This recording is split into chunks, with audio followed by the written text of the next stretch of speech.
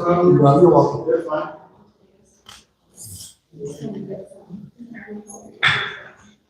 I already do, but okay. So it's gonna take a little bit for your stuff to match up, but it should. Just get started.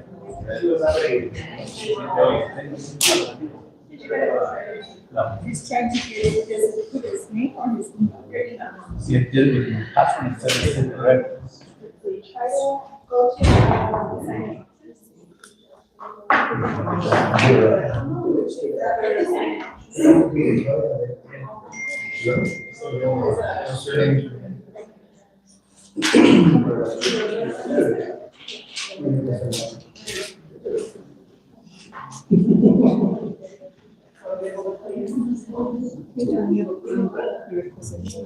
Okay. Perfect.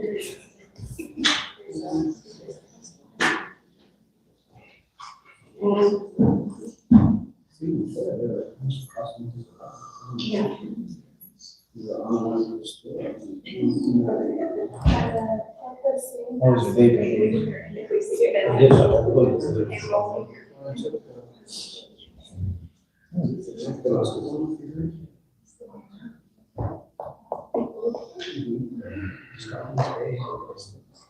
Were you waiting? Is that the one that we used? Well, no, we changed it. Yeah. Okay, so do you remember? Okay, let me go. So you use the default. There goes them.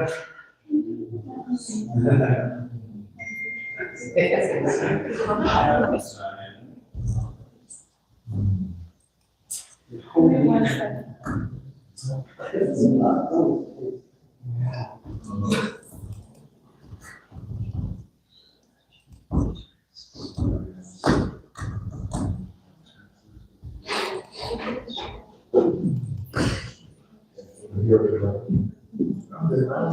Well, we're not. That's for the drivers.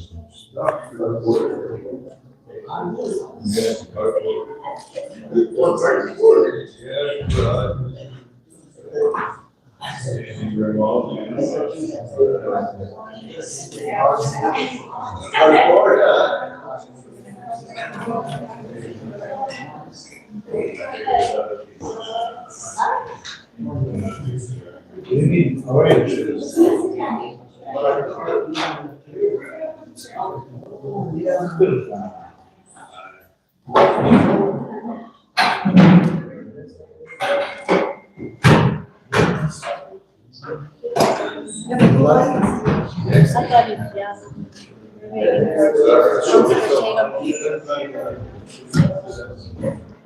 Should we use space?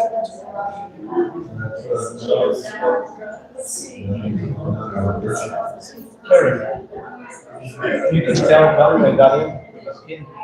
The email address and then the pin there. Oh, really? That's how I let me in. I want let me in.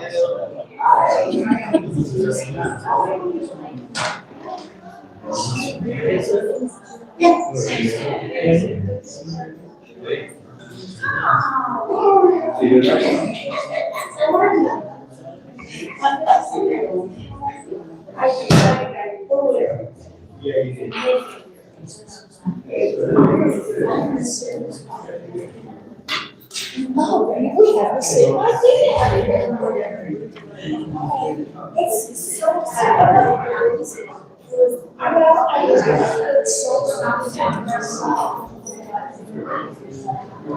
That's okay.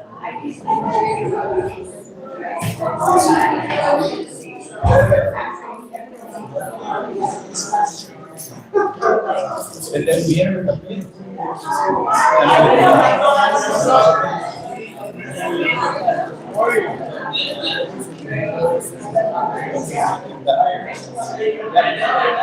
Why are you eating?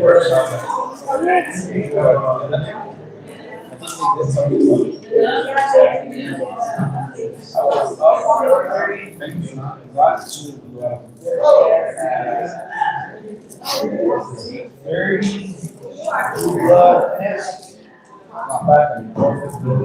Oh my goodness. You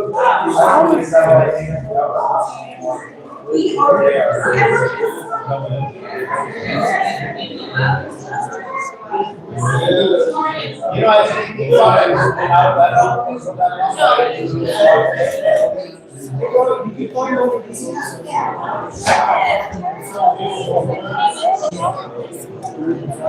Because I know that we went in there with this in that little section. Yeah, I didn't see anything. One more roll, so.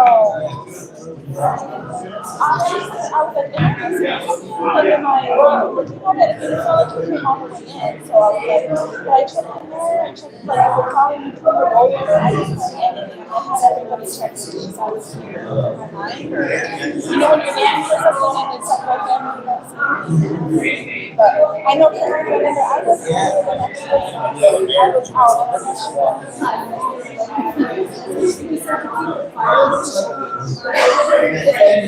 it's just back or what part? Yeah.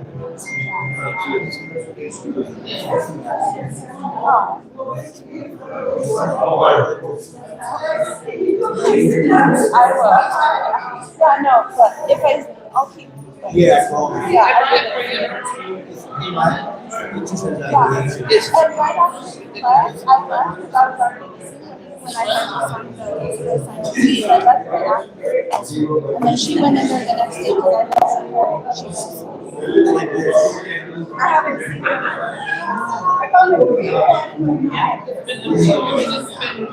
And the two one was ready?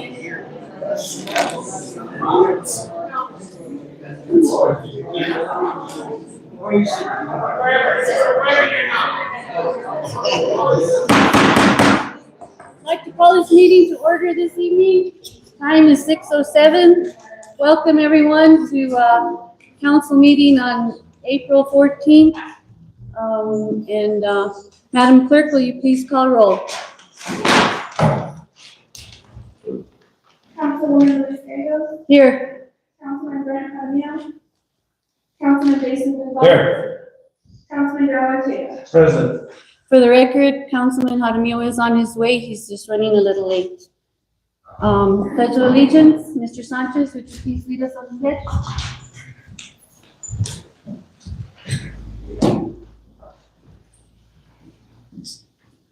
Oh, sorry, people. Cisneros. Sorry. Yeah, pledge allegiance. To the flag of the United States of America and to the republic for which it stands, one nation, under God, indivisible, with liberty and justice for all. I salute the flag of the state of Mexico, the sea, a symbol of perfect friendship amongst united cultures.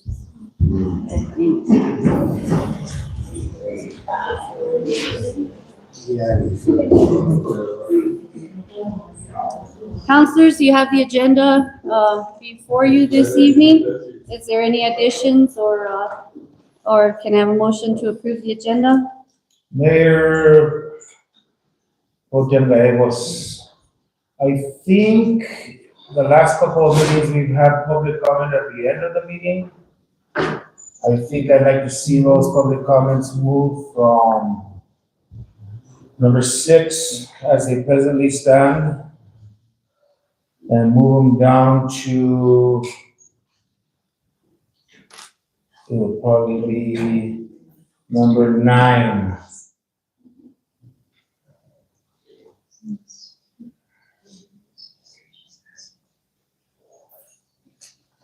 Councilor Ortega? I think, I'll make a motion to approve with that change. With the change? I have a motion to move the public comment down to number 9 by Councilor Ortega, seconded by Councilor Seconded. Gonzalez. Madam Clerk? Councilwoman Luis, Yes. Councilman Jason Gonzalez. Yes. Councilman Darrell Ortega. Yes.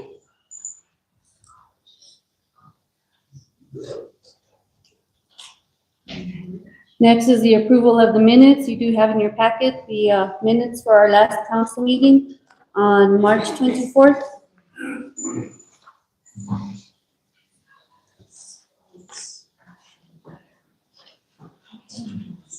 I guess I have a question, Mayor Pro Tem. On 50, where it says Councilor Del Ortega voted no for passing the minutes, it doesn't say why I voted no. Do we not have a recording device in the council chambers here that actually records? So you what would we said? just like clarification on that line? Yes. Madam Clerk, is that? Yes, we can. Okay. So if you add the clarification to line 50, is there anything else, Counselor? Nothing else, but Is that a motion to approve with the changes? yes. I'll make the motion to approve with that changes. Second. I have a motion and a second. Madam Clerk? Councilmember Gonzalez, Yes. Councilmember Tejeda, Yes. Councilmember Yes.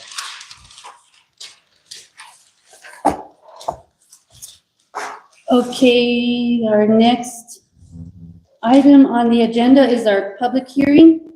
We have a discussion, consideration, and decision for a variance request for Arthur Trujillo on 14 Mountain View Road. Mr. Laforet?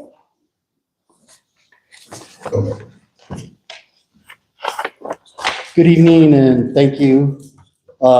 In your packet, you have a variance application to place a 20 by 30 metal carport on property located at 14 Mountain View Road.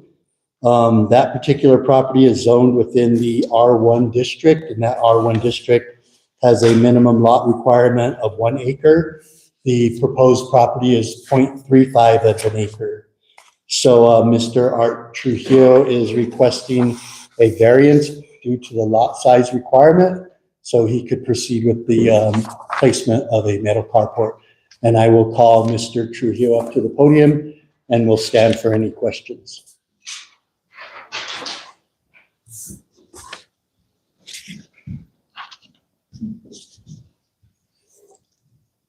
Good evening, Mr. Trujillo. Good evening. What is your wish this evening?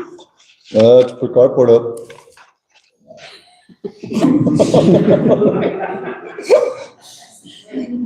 Today, start today. Mr. Laforet did pretty much state your request. Counselors, do you have any questions for Mr. Trujillo? No questions, I just have a comment again. I don't think it's the responsibility of the village to be telling people what they need to do on their properties. As long as they're not putting a nuisance, I don't think we should even see these type of items on the agenda. I'll make a motion to approve. Thank you. I will go ahead and, with a little bit of discussion, I'm gonna ask the same question that I ask everybody just because I'm nosy. I would assume that the carport's gonna be between your house and Mr. Luis Aguilar's house? Yeah. Thank you. And I'll And it's spaced second out. that. Thank you. Very good. I have a motion, yes? Yes, Madam Administrator. You have to start the public hearing before you have the vote. Oh, You have to open up for questions and then open it up for public hearing. okay. Thank you for correcting me on that. Do we have any questions or concerns about the variance for Mr. Trujillo? None for me. No more from me. And So I have to open it and then close it, right? Okay. In case the public. Is there any members from the public that have questions concerning this variance? Okay, I'll close this public hearing at 6:14. I'll make a motion to approve. Second. Thank you. I have a motion and a second. Motion by Councilor Ortega, second by Councilor Gonzalez. Madam Clerk? Councilmember Gonzalez, Yes. Councilmember Tejeda, Yes. Councilmember Ortega. Yes. Thank you, Mr. Trujillo. Thank you. Thank you. Your variance has been granted. You're gonna get a hold of me? Thank you, guys.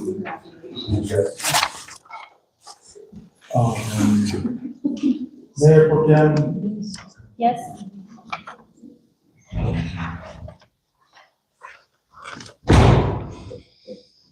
before we move on to the next variance or special exception, can we proceed with Mr. Joel Mierra's variance request first? And maybe I should ask for that at the beginning of the meeting, but I was expecting Mr. Brent Jaramillo to be here. As I Counselor would have Ortega, to- do you have an objection with the request? No, as I would have to abstain from the next one. So we will go ahead and call Mr. Mira forward.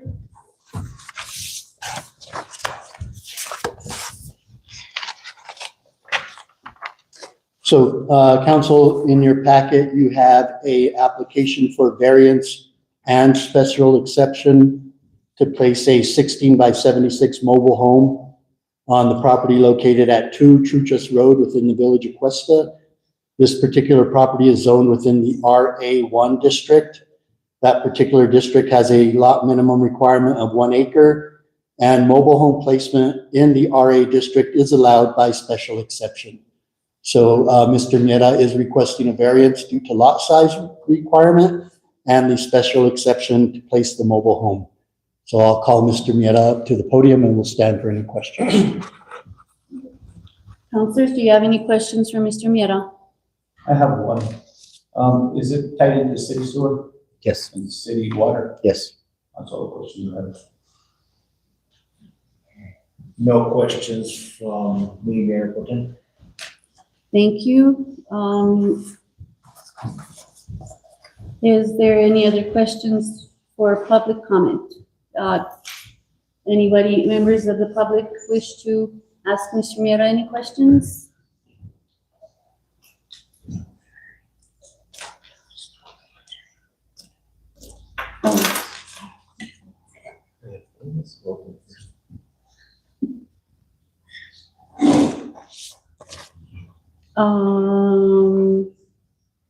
We have to close it.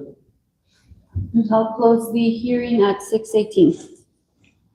Make a motion to approve. Madam Pro Tem, would Mr. or Councilor Jaramillo like me to present the variance for Mr. Miera over again? Just quick sentence or two. Yes, go ahead.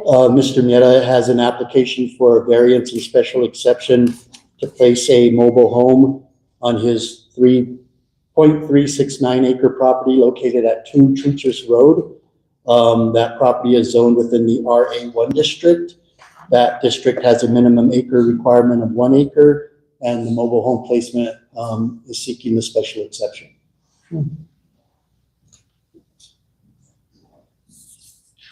Got it. I make a motion to approve. Second. I have a motion by Counselor Ortega to approve the variance, and I have a second by Counselor Gonzalez. Madam Clerk? Councilwoman Luis Reyes, Yes. Councilman Brett Cardinal, Yes. Councilman Jason Gonzalez. Yes. Councilman Darrell Ortega. Yes. Thank you. Thank you. Next, we have discussion, consideration, decision for special exception for Maria Gonzalez on Gallegos Road. I open up the public hearing at 6:19. Okay, thank you. In your packet, you have a special exception application for Miss Maria Gonzalez to place a 14 by 66 mobile home and construct 3 RV spots on her 2.7 acre property located at Gallegos Road. That particular property is zoned within the RA1 district with the lot requirement of 1 acre. The mobile home placement is allowed by special exception as well as the RV spots. And I'll call Mrs. Gonzalez up and we'll stand for any questions. Welcome, Mayor Pro Tem, Council. I have one question but it's for Jake. I understand that there's a 1 acre variance, but she has 2 point some acres. Why are we coming before us again? for the special exception to place the mobile home property and the RV spots. She Oh. meets the lot requirement. She needs a special exception because of the RA1 permitted uses. So what's the requirement for the RVs then? Because the mobile home is covered under 1 acre. What's the requirement for the RV spots? The permitted uses, RV spots are not included in permitted uses, so they have to go by special exception before the council. Okay. Okay, continue. Oh, you did. We're standing for any questions. If you have any questions regarding, Mrs. Gonzalez's project, or if you'd like her to explain a little more about it. I think she did provide you with an information sheet that shows you the site plan of her project. Okay.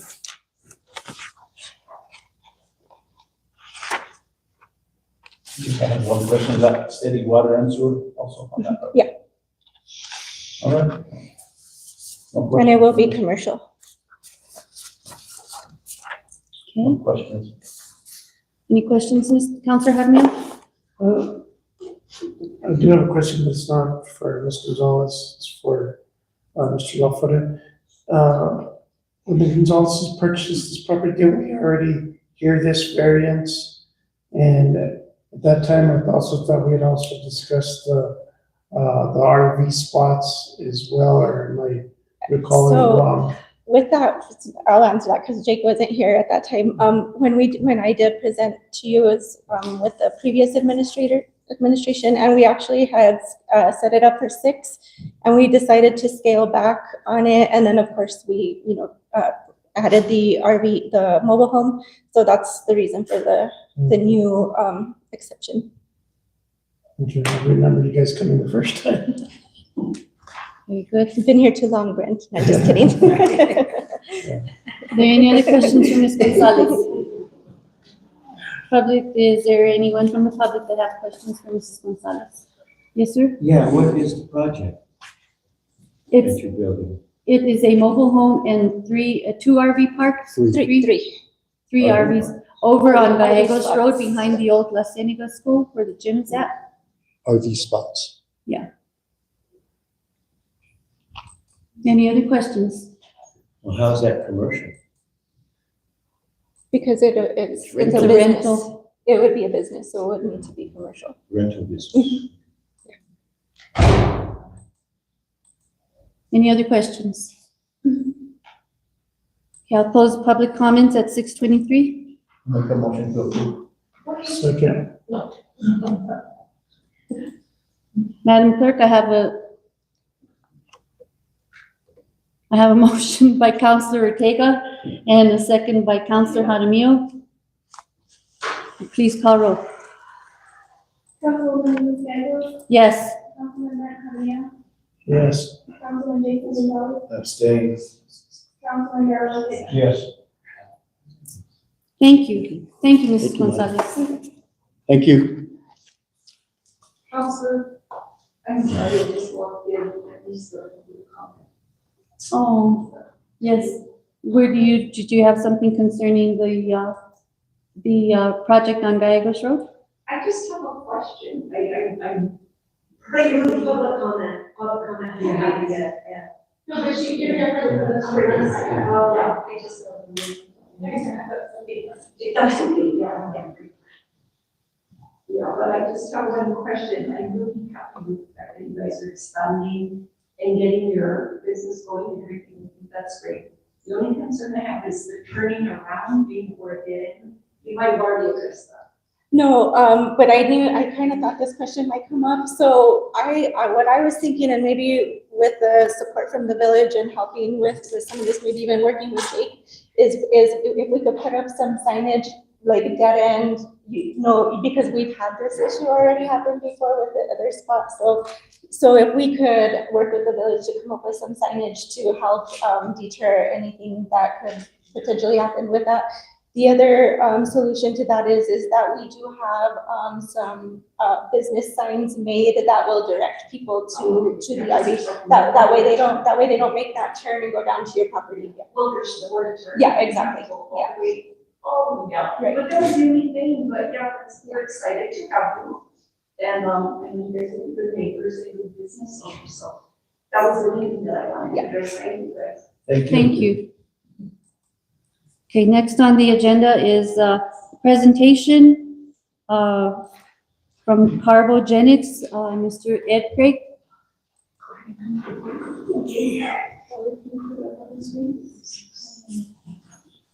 The presentation is also emailed to you, counselors, in there, okay, so you can see it on your screen. So unfortunately, I'd like to comment on that. Was that set today at 1:15 PM? It was sent this afternoon because I got it today. So I think in order to be fair and they'll give us time to review this stuff, I think we should get this prior to when the agenda is made. We should get whatever we need to see. Unfortunately, I don't have the time to be in front of the computer all day. And I did see it recently now. I understand, Counselor, this is just a presentation, there is no action at this time. I just wanted you to have a presentation in case you couldn't see it on the screen. Yeah, I mean, we came in last week, it was really just to try to give some more information before we come back in a couple of weeks for that, to try and give you time to digest what we're up to. But my name's Ed Craig. As you can tell, I was born in New Jersey, brought up in Scotland, and I'm a professor at the University of Edinburgh in sustainability. But I've been running Carbogenics now for 4 years, which is a spin out of said university. And being American born, I was always keen to take my business into the United States. And specifically what we're looking to do is try to look at sources of biomass classed as waste and trying to, rather than just simply leave it in situ, presenting a fire hazard, but also presenting an issue to the climate, to try to upcycle it in a way that could be useful to create a product which creates environmental, social, and hopefully financial gain to the local communities. So what I'm going to do is 10, 15 minutes, just take you through a couple of slides, try to gain an understanding of what it is we're trying to do here. And as I think I just mentioned, I'm going to come back in a couple of weeks, give you a chance to assess what we're saying and ask any further questions you'd like to do. So we could go to the next slide, please.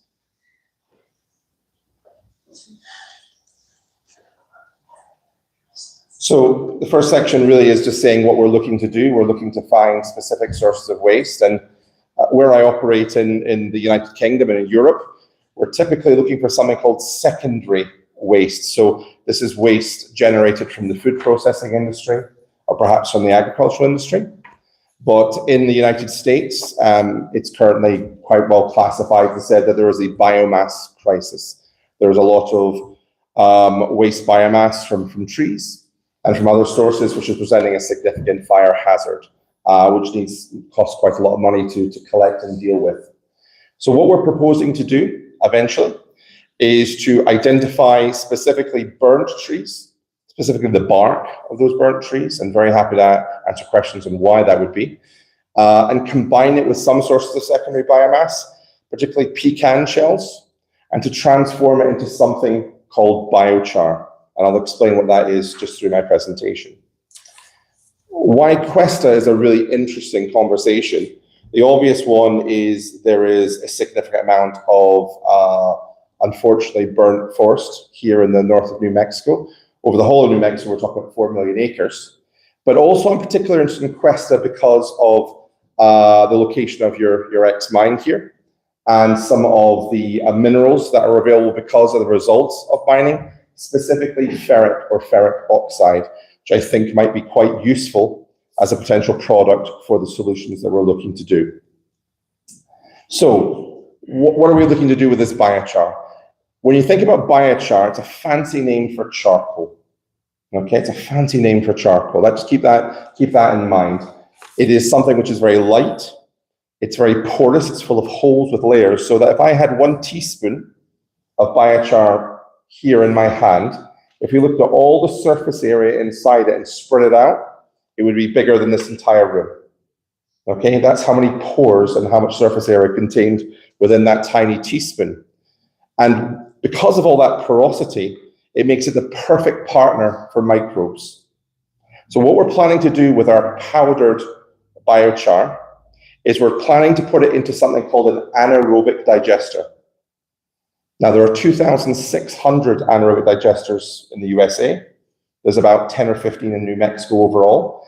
And these are large facilities where either sewage or food waste or other types of liquid waste are stored in the United States. And we do this because when the waste is deteriorated, it creates biogas and biofertilizer. And you don't have to go very far what's happening in the world today and happening across in Iran and the Straits to realize that having energy security, local and controlled, i.e. the creation of biogas locally, is very, very important. So those anaerobic digesters are my clients. And what I'm looking to do is to sell this biochar powder to them to make their plant more efficient. So that is the whole nature of the business. So I'll go through that again. We take redundant burnt forests and pecan shells. We transform it into biochar or charcoal. We powder that charcoal so that it's in small bags, and we sell that to anaerobic digesters, these big tanks filled with food waste, liquid food waste, or sewage. And by doing that, the biochar, the powdered black powder, works with the microbiology to make them much more efficient. So there's a series of stages here, okay? I've been doing this for about 5 years in the United Kingdom and Europe, and it creates more biogas, which displaces fossil fuel gas or takes up that extra energy demand, but also creates fertilizer as well, which is made here in the United States. So that's what we're trying to do. But we're not only trying to service anaerobic digestion. If you take that biochar, again, that black powder, and if you combine it with other porous materials like zeolites, which is a natural mineral, and iron or ferric, and you activate it, to activate something, you put hot steam or hot pressure across it. It can be used to treat polluted water, like produced water or brackish water. So I'm very keen to form a relationship with Chevron and other sources to see how we can transform what is considered classified as a waste product or a risk to fire, like your devastated trees, and turn it into a product which can actually treat produced water and return it for either industrial or even domestic use, but also create local, safe, secure energy here in New Mexico, but also across the United States. So that's what we're trying to do.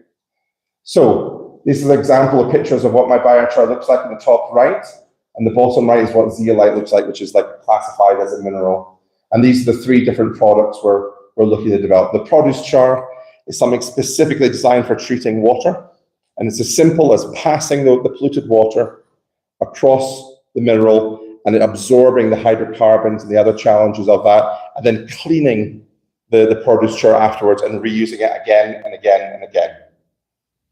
So this is an innovative product. No one is doing this in the world. No one is doing this at all.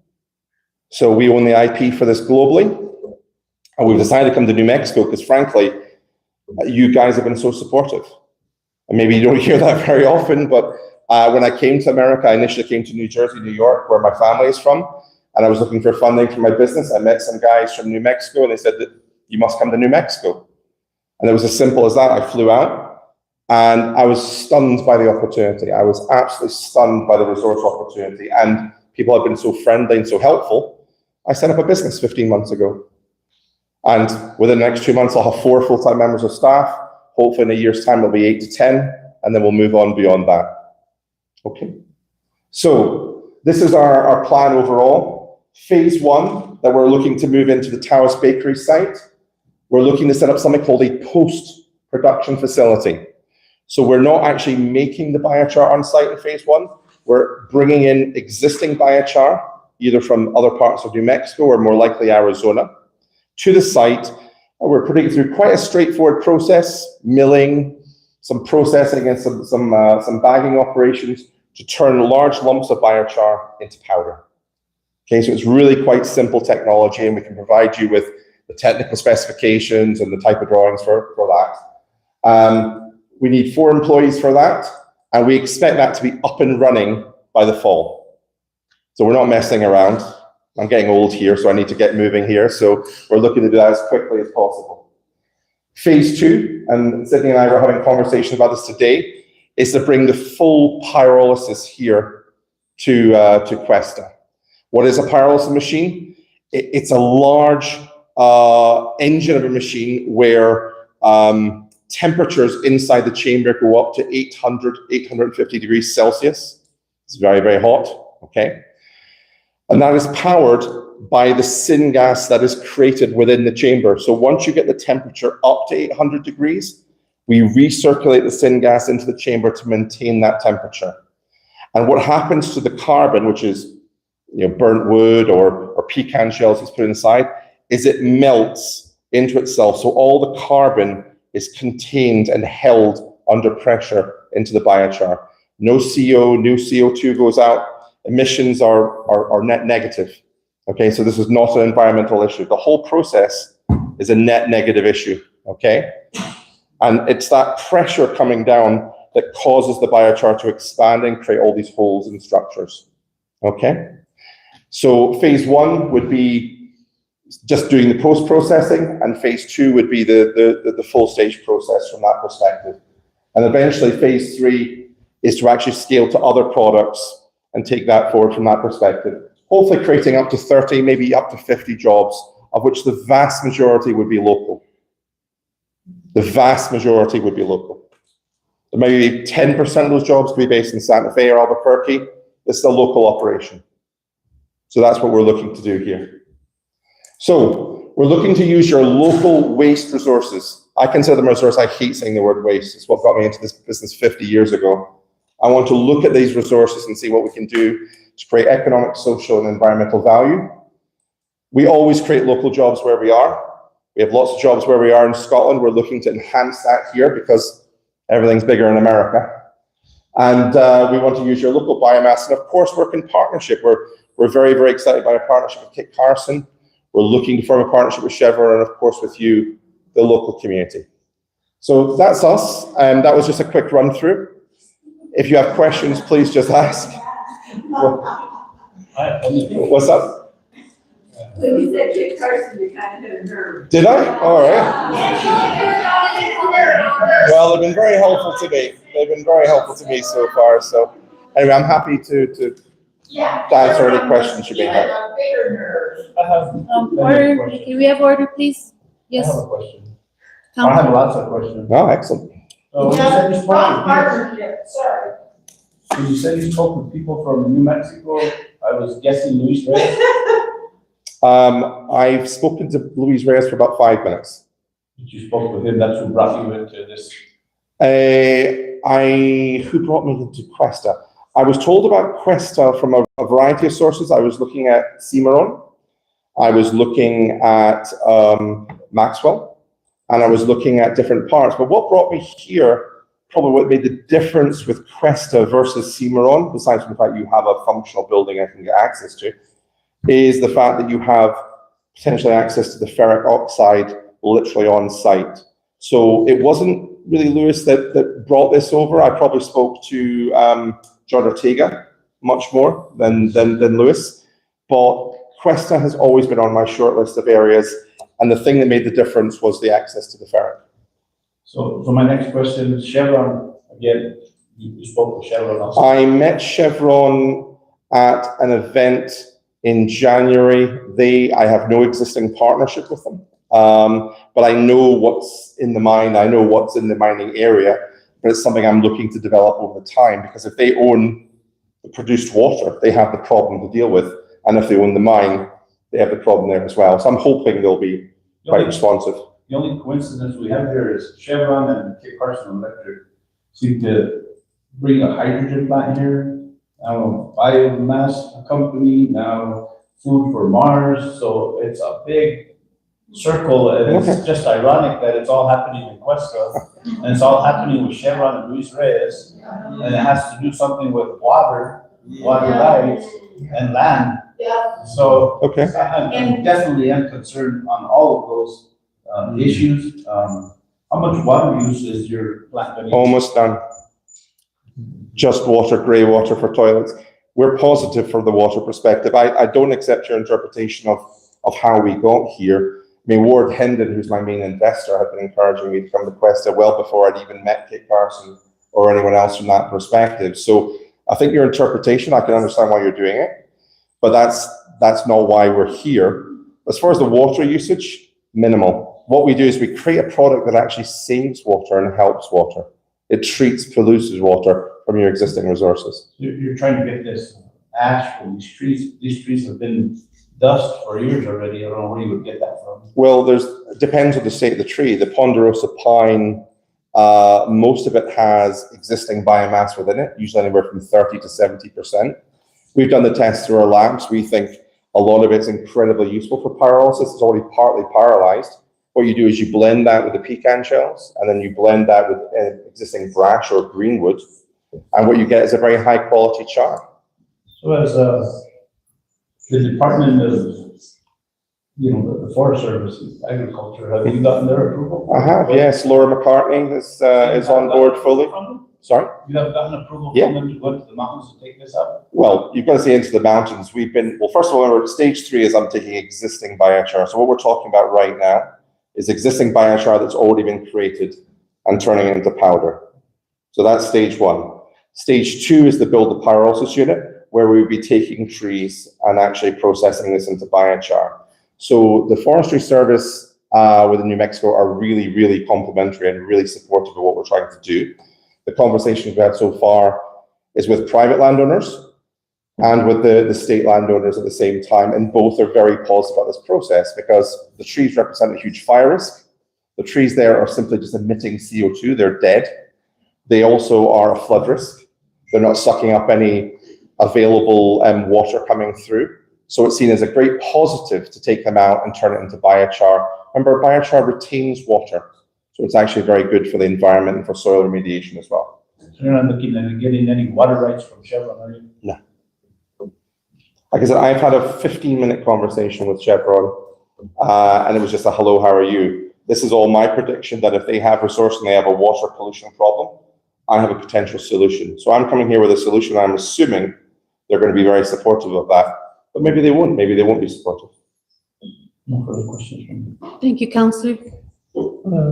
Councilor Ortega asked mine on the Chevron one, but is there a large amount of pecan shells laying around in southern New Mexico that you're gonna bring it up? There's loads.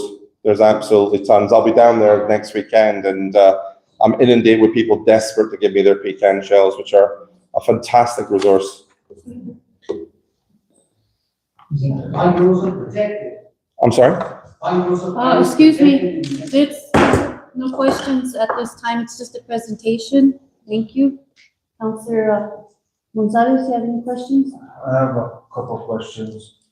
So my understanding is that you're gonna use dead and down trees for forest fires, is that correct? So stage 1, we're just taking an existing biochar that's already been made, Right. okay, and turning into powder. Stage 2, if we can get the funding for the pyrolysis unit, we would use a mixture of burnt trees with green brash wood as an available brash with pecan shells as a blend, and turn those 3 things as a compound into biochar. Okay, so one of the trees you're not gonna use is the ponderosa pine, right? Okay, and also talking about the Siberian elm, is that something that you could use? We're doing analysis of all the different trees that are available, looking at their carbon, nitrogen, magnesium components, and making a judged decision on which would be the best, working with the permission of either the state or the private landlords who own the resource. So you understand that tree that's in New Mexico, right, the Siberian elm? Do I understand there's a Siberian elm in New Mexico? Yeah, it's totally invasive, that's the nuisance right now. Top priority. Yeah. We could use that. I'm happy to use any resource which creates a valuable biochar. We're working really closely with Laura McCartney at the Forestry Service there to try to identify the best trees to go for. So, but obviously it depends on access.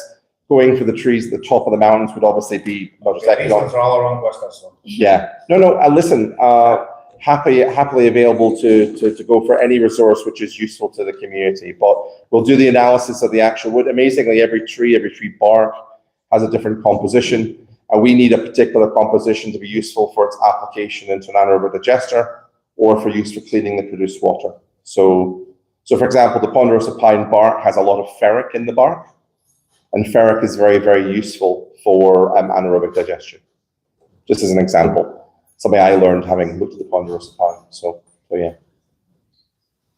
No further questions? Thank you, Mr. Craig, for your presentation. I have one more. Yes, sir? I have one more question. Go ahead. So is your conceptual plan 10% also, or where are you at on your plan for this project? Don't understand the Conceptual plan. plan? My conceptual plan. Yeah, you're saying how you're gonna design, you're gonna get money, you're gonna ask for money, you don't have. So how much design do you have done of your project? So we raised $3 million at my last round, which is enough to fully fund phase one. So phase one, the equipment is currently being identified, the engineers are designing the layout, the staff are being employed. That's all fine. Phase two, I don't have any of the money for right now, but I have a lot of strong momentum. I have 3 or 4 grant bids in, 2 or 3 investors looking at it, but they're waiting to see phase one go up. So I expect phase one will be up and running by end of September this year. I think phase two will start probably a year hence, and it'll take slightly longer to get up because it's larger equipment. And then obviously phase three following that. So to answer your question, I don't have any money for phase two right now, but I have all the money for phase one and probably a bit more as well. So phase one is definite. Phase one is how much percent of your whole project? Phase one? In what terms? 30%, Financial terms? 25%? You know, you have phase one, you have phase two, and phase three. Are you meaning financial or are you No. meaning? Just the plan. Oh, the size of the plant, the actual space? I would say phase one is probably in space of the unit, somewhere between 30 and 40%. And probably from a financial perspective, probably about 20 to 25%. I would guess overall. But I can give you exact figures, that's not a problem. Thank you, Councilor Ortega. Mr. Craig, yes, thank you again for being here and giving us this presentation tonight. I was concerned about the pyrolysis part of it because of the burning of it, but you did explain that there would be no emissions. No. That was my major concern. Sure. And of course, the water use, we don't want to be using up any more of that. And as Councilor Gonzalez did state, if you can find a way to use the Siberian elms, it would be a big plus. Well, if while we're here in the next couple of weeks, if we can have some Siberian elm collected for us.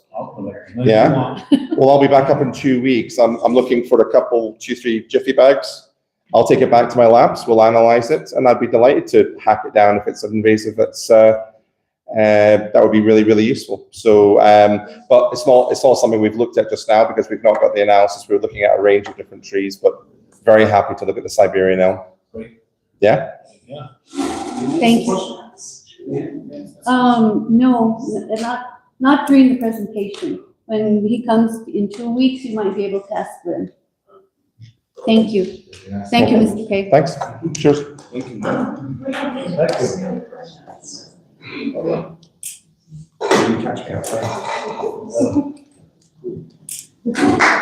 Okay, let's move on to our next item, which is the public comments.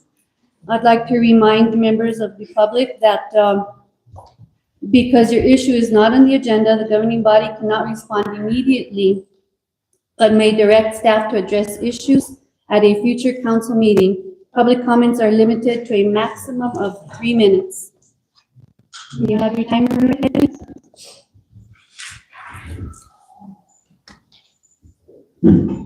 Who's first on public comments? Thank you all for being here tonight. It's okay. Go ahead. Okay, Would you please state your name for the record, please? yes, And it's where you're from? Morgan Gentry. I have property here in Questa and I live in Seco. Good evening. You may know me from the farmers market. I am in agriculture as a beekeeper and my business is registered in Questa. I am a landowner in Questa and this is where I am building my first home. I serve on the board of the La Lama Mutual Domestic Water Consumers Association. My education is in construction technology and as an owner builder, I am navigating the local permit pulling process. From what I understand of the hydrogen project, the construction plans have not been fully drawn up. Please correct me later if I am misinformed. If any lands associated with this plant project are not currently zoned for industrial use but must be, I am voicing my opposition to future rezoning and exceptions.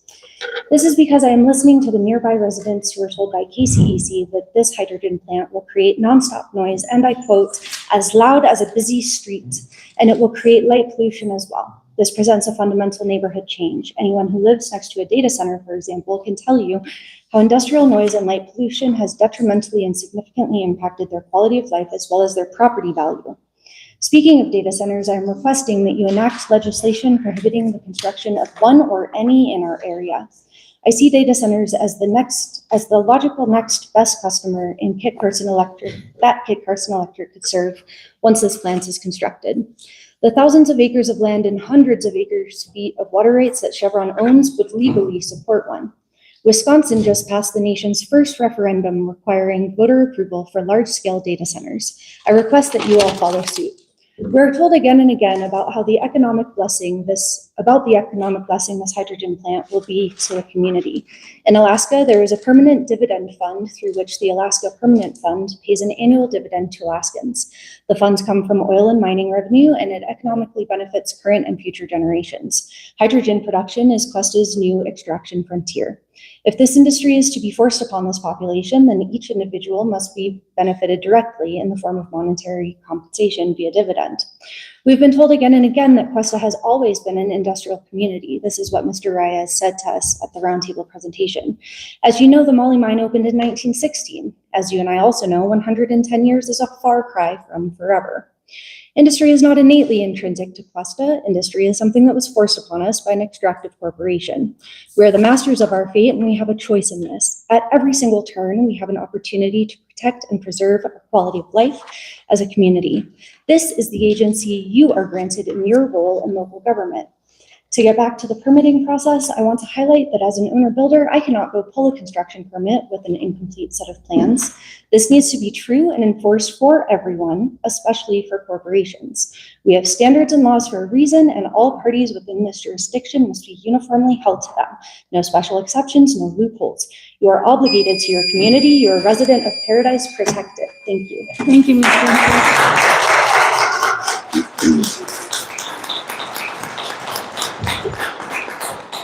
Norman Gallego, Cerro, New Mexico. So I come here to tell you guys today, one time only. Okay. The Bible says that accountability comes with knowledge. So I'm going to tell you something tonight. And you guys, what you decide to do, if you can take your votes back, good. If you can't, well, you see what you can do. But so tonight I'm going to tell you that if anybody gets hurt, and I'm telling you before man and God, if anybody is injured or hurt by this project or killed, you guys will be responsible. Not here with man, you'll get away with it. But when you stand before the white throne and Jesus says, hey, why'd you do that when that character Norman told you guys not to?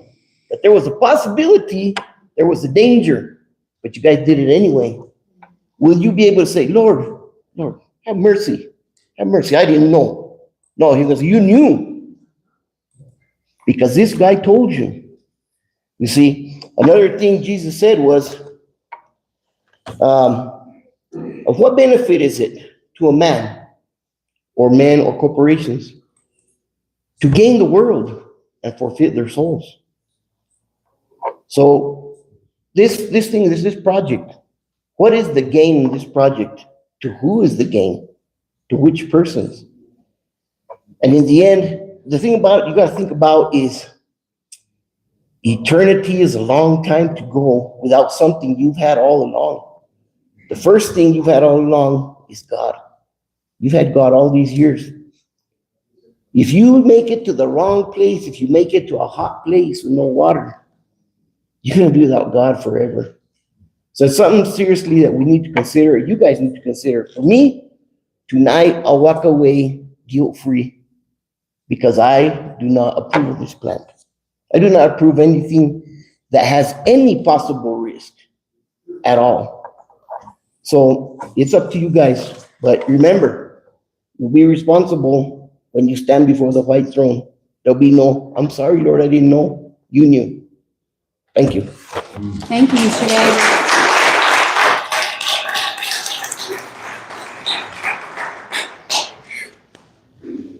Man, that touched my heart.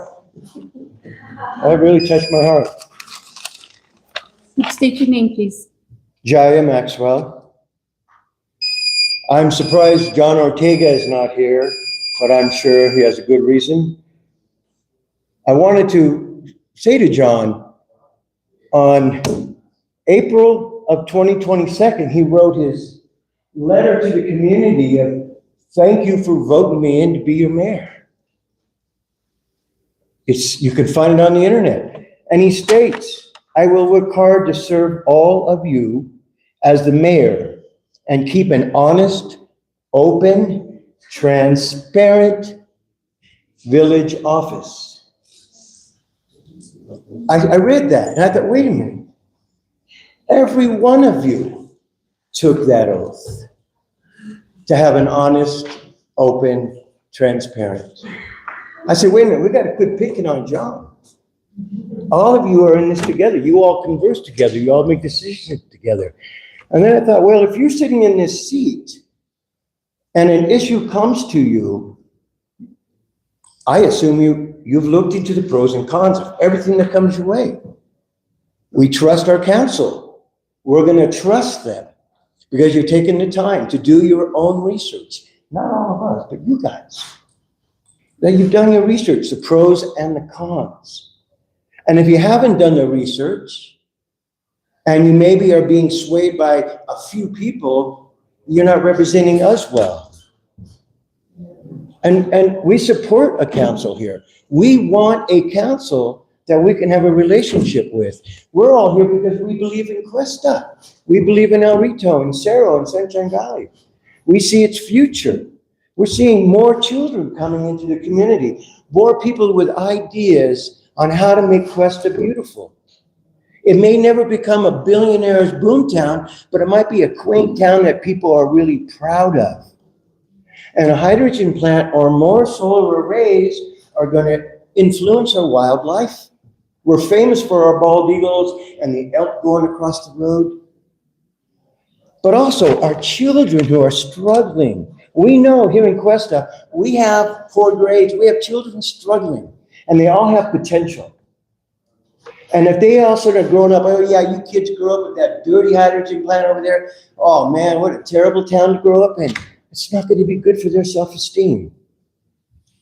So I'm just simply saying, in the end of this, like Norm says, if you know what's right, if you've done the research, if you've really balanced the pros and cons, then we trust you make the right decision. But when Luis Ray says there's no pushback, it's because he's not talking to the people. All the PR he puts out in the newspaper is an ad. It's disguised as a pro-green, let's go. So everyone has just kind of dropped the ball.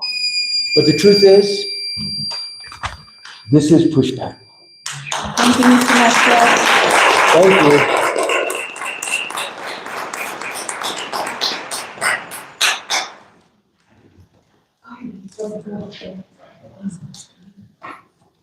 Hi, my name is Mariquita Royale. I'm here speaking as a teacher for Alta Vista students. Does 24 inches of soil cover 100 years of toxic waste? What will be done to prevent dust during construction? Reyes admits there's a loss of efficiency. It's 9 out of 10 water gallons wasted. We don't know how much water is on our aquifer. No current hydrology assessments.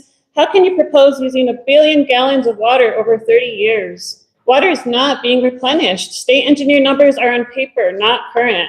We are no longer drought, it's aridification, transition to drier climate, reduced water, permanent shifts in hydrology. Hydrogen, no smell, low ignition point, forms explosive mixtures, invisible flames, no smoke fires, metal embrittlement. When massive hydrogen vessels leak and mix with oxygen, it causes supersonic explosions, shockwaves, fireballs, blast walls between tanks, third-party oversight, nitric oxide, specialized burners, post-combustion technologies, explosion-proof systems, nuclear fission, standoff distance, ignition distances, certain contain explosions, process hazard analysis, village zoning, full engineering designs, hazardous zone classifications, who will alert and protect schools and residents in case of leakage and explosion? How is this such a long-term massive project proceeding with just 10% design? Why can't this be moved to the mine and use the 4 million gallons of reclaimed clean water away from residents and schools? How can you, hard to believe you really care, but there's still so many unanswered questions. Leaders should represent people, listen to concerns, and respond to questions. I wish you heard concerns at King Carson at our School of Professional Development. Every commenting staff member was against this. I love the 155 students. I'd hate seeing them outside with the dangerous industrial plant behind them. I really wish you had children and grandchildren there. Students at risk for a handful of permanent jobs and 48 hours of power. Proposed student jobs there. I grew up near the tailings. I loved one battled cancer due to high levels of heavy metals. How can you put something that has in the safety assessment, quote, loss of containment, jet fire, explosions, loss of property, fire explosion, potential loss of life, unquote, near our schools? Why should we having to keep inquiring about blast radius and TNT equivalents? If statistics are correct, experts estimate in 14 years aquifers can be depleted. Data centers can short, and even that. Factories lead to destruction of humanity. Without water and only poison aquifers left. Electrolyzers split water into hydrogen and oxygen. Again, these are two things we don't want. Ignitable gas with low ignition point next to a high electric load that can cause sparks. Safety is part of design, not afterthought. I'm for green energy, but safety of children, residents, and aquifers should be priority.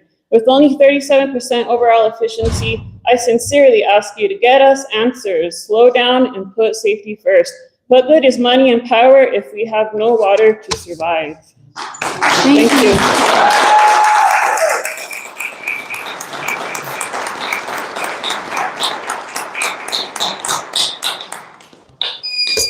Hey, hi, Jessica Joseph here. Thanks again for giving us public comment to speak. We really do appreciate it, especially since you won't allow it on the agenda.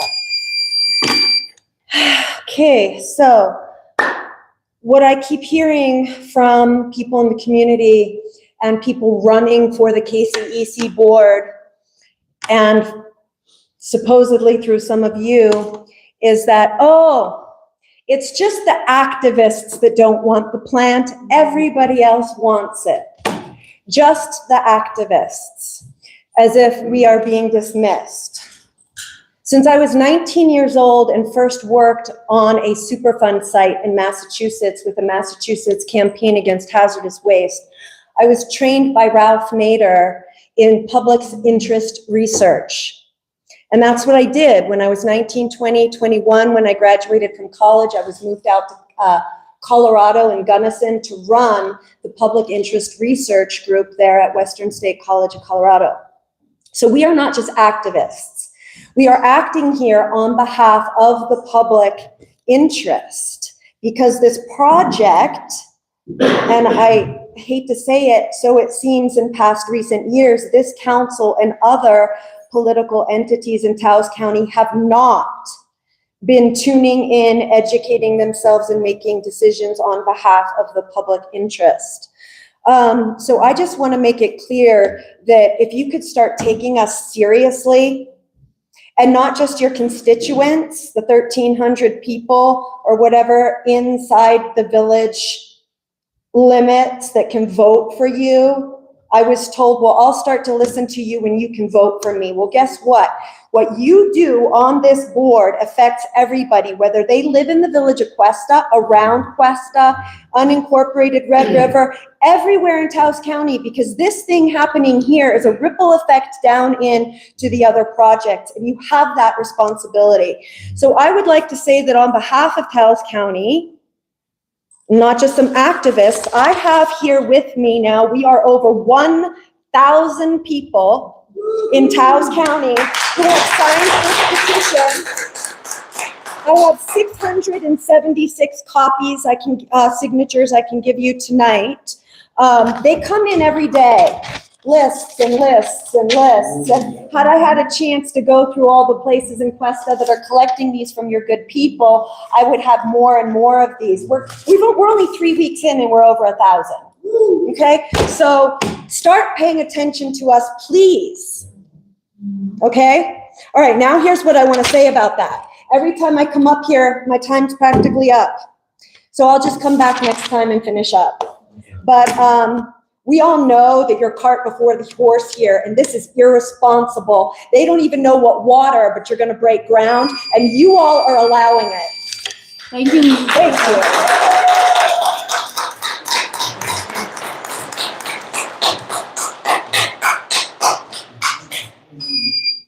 Hi, my name is Desiree McGee. I'm a member of this community. I'm a private person and public speaking is very stressful for me, so please bear with me.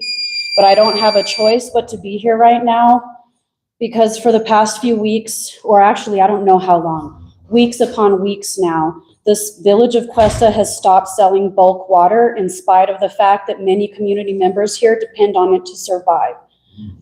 I'm gonna have trouble not being emotional right now. I cannot describe the difficulty and anxiety that I have been through the past few weeks not having access to water. Due to the housing crisis and the fact that this is a rural area, a lot of people here must live alternative lifestyles. However, we are still important members of this community. We do the labor, we have bank accounts, we get loans, we make purchases from the local businesses. Some of us own small businesses ourselves. We pay taxes and we vote. No matter how much outside money you try to bring in, a community cannot succeed if the people who make up the community cannot succeed. And no matter how hardworking a person is, and I am hardworking, no matter how hardworking a person is, they cannot succeed without reasonable access to the basic necessities required to live. This situation is unacceptable. Through all this rigmarole with this hydrogen plant, I feel forgotten, I feel disregarded, and I am angry and I'm exhausted.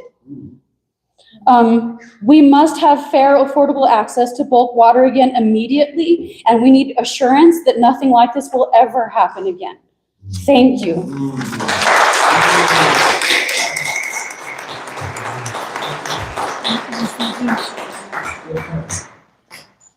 We are not activists. We are concerned citizens. Well, nothing wrong with being an activist. So my name is Gloria Colleen, and I'm from Taos. And I just want to ask you all if you have gone to the Asaki Association for Taos County to find out what their opinion about this is, to give them knowledge, what's happening, because we're next on the line to receive the hydrogen forecast. And so I'm just wondering, I would like the acequias because I can't grow a garden this year. I don't want to pull any more water out of the well. And the acequias down there are dry. They are dry. So that's a consideration for you folks to inform the Acequia Association in Taos and let them know what's going on.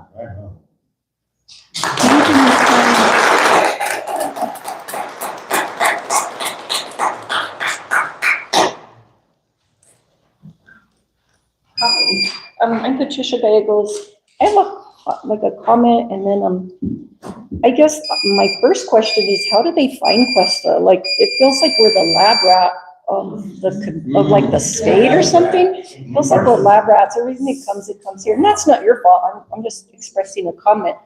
But in all of this, is there going to be something that we as a community we have propane, internet, and electricity through Kit Carson? Is there going to be something that we can physically see ourselves, that we can, are we getting a reduction in our light bill, our internet bill? Are we getting anything that is going to benefit us as community members in exchange for the water? Because my concern is for the water, and I just can't figure out how every time there's something that needs to be done, they come to Questa. And, it's just food for thought. What is in it? We know that the big jobs are going to be allocated, obviously, for people in this field of expertise. So it's much like Chevron, it's much like anybody else who comes in, and, they're the benefactors. So that's a big concern of mine, what about what about us? So thank you guys. I know thank you all for your service too. It's not easy. So thank you all. Thank you, Mrs. Gallego.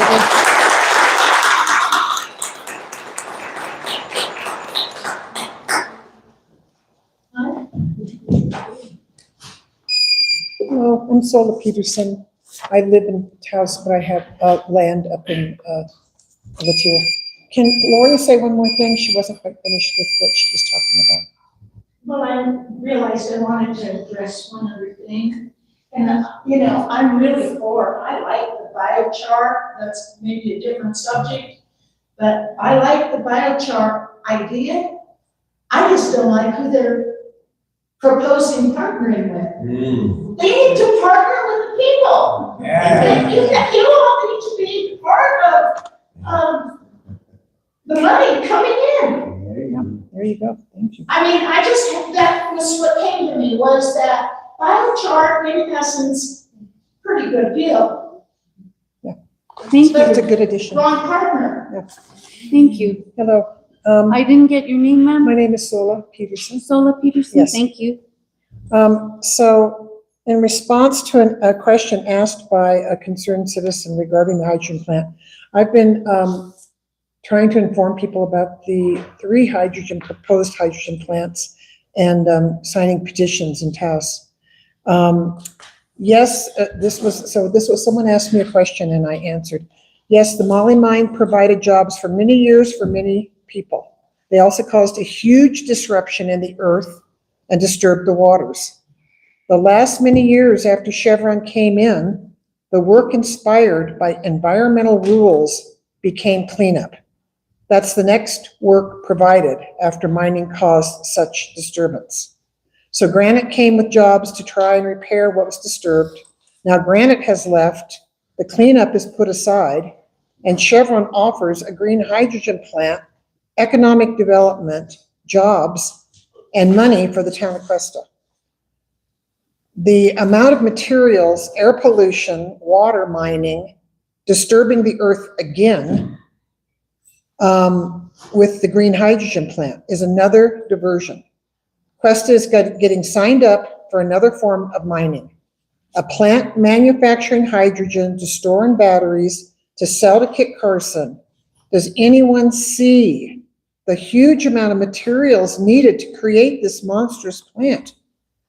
Please look at the mining history and Chevron's influence throughout the world. Don't let them start another mining disaster in Questa.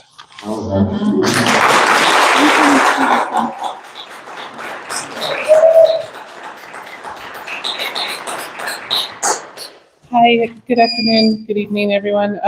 My name is Adelita Mead. I am a resident of Cerro, and I emailed you all. I wanted to kind of read that to everybody about the town hall meeting on Sunday. That was an eye-opener for me. I just was so relieved almost to see that there was people that really care and, you know, are like, they just said, you know, we're here to fight. We're going to back you up. You just have to show up. So that's what we've been doing, is just showing up. Bless you. And Norman informed me today that our well in Cerro is dry. So what are we going to do? I mean, I know we're just Cerro. We're not, you know, actually incorporated in the village, but that's a problem. We're already dry. So where is this?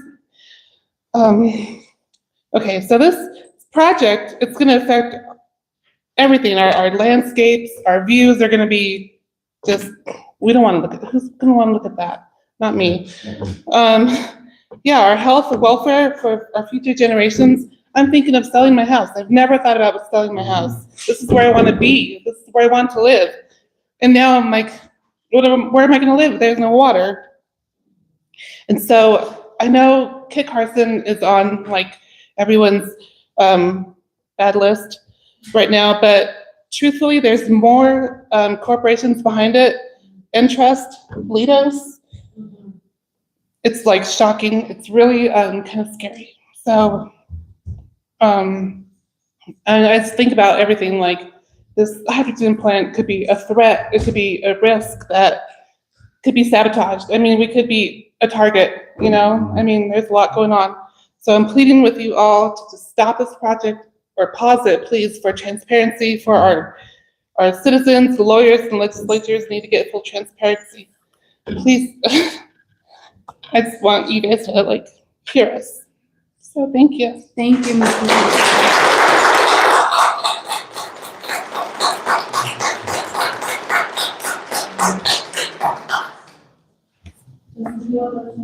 Yeah, was there any time left?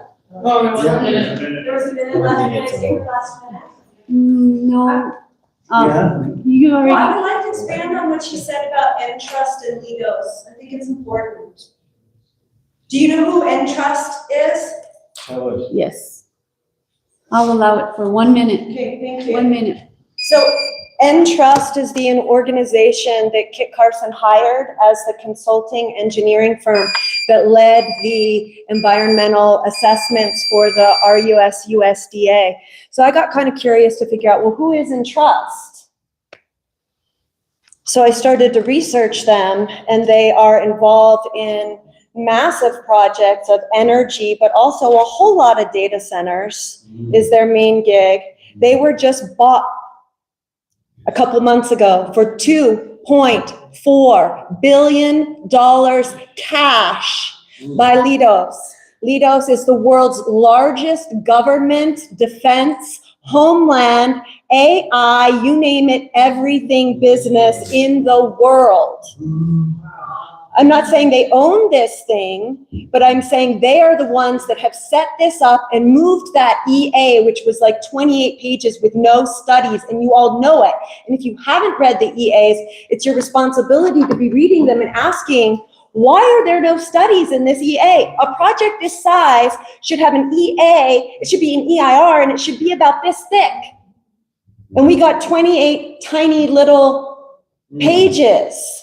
Okay, because they're pushing this thing through, and I think we should all be aware who KCEC is being led by and in bed with.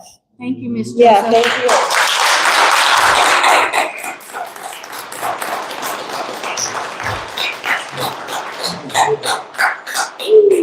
Do we have any more public comment?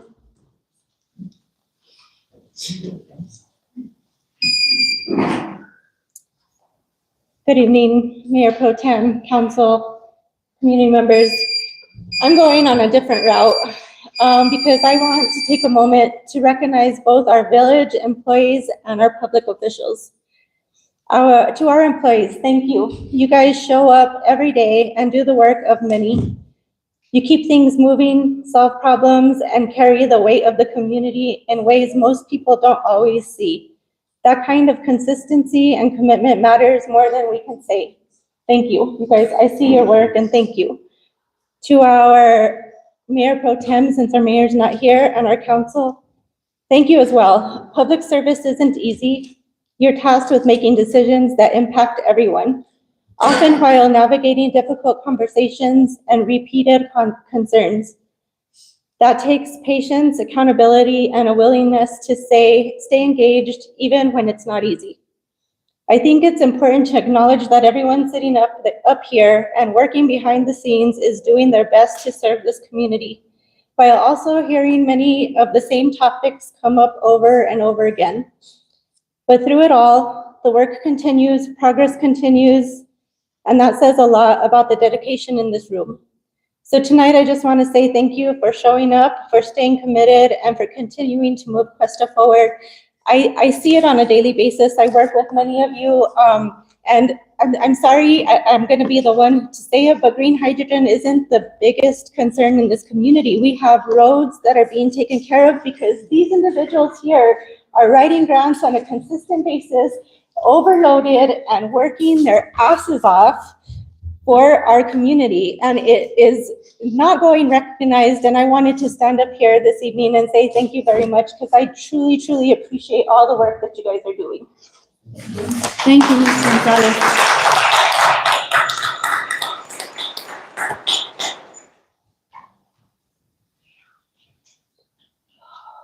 Okay, I'll close public comments at 7:20.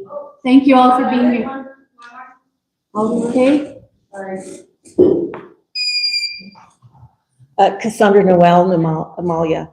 So I too appreciate all of you being here and for all that you do. We have some goals that I'm understanding for economic well-being, for Questa, for stored energy, etc. I have been standing in the middle of this just for a short time since I've just moved back. I've been in Santa Fe for several years. And so I've been becoming acquainted, and I just have to say, I can't say yes to the project. So I've paid attention. I can't say yes, which for me is a no. And I'm pretty sure I'm going to speak for everybody else sitting in here, that the majority of us have a no for the project. I've ran the numbers today, and for 2 days of stored energy, we are spending $127 to $149 million. Now, does that make economic sense to anybody? Like, if the government wasn't handing the money out, would anybody say yes to that? 127 to $149 million. It doesn't make sense to me. So there are risks involved, there are benefits possibly involved. The water's a significant issue. I'm a water advocate, have been for a number of years. The water actually has consciousness and is not overly enamored. I'll speak for the spirit of water. It's not overly enamored. I'm going to do a short story. My son, his first year in college, I asked him what he wanted to do for his summer. He said, Mom, he's my only son. He goes, I think I want to be a wildfire fighter. And I said, my mama self's not really happy about that. So I did what I call my mama prayer. And my mama prayer goes like this. What I said to him on the phone that day, I said, you know, if that's yours to do, I allow that you do it and you come home safe. That's what I would wish. And for this project, I'm going to do my mama prayer.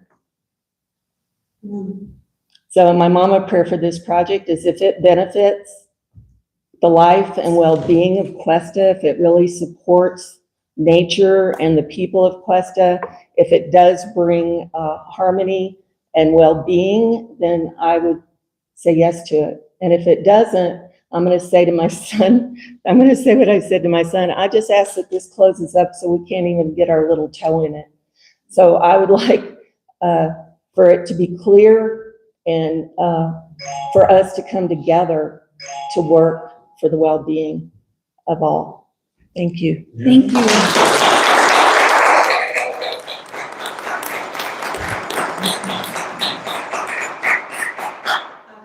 I'm gonna finish with my son who never talked about anything. Hi, my name's Molly Stroh. I wasn't going to talk today, but I'm not great with public speaking. That biochar is, I think, a really good idea. But to me, and I'm surprised nobody else brought this up, is yes, it's a 4-year build up to it, but in my mind, it's like if this plant blows up, this biochar is going to come in and save us. That's what's going through my mind, and I just wanted to point that out. Thank you, Ms. Stroh.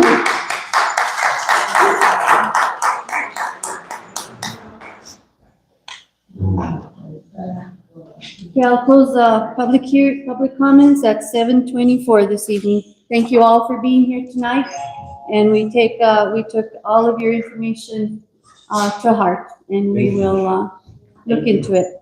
Thank you. We'll move on to matters from the village attorney.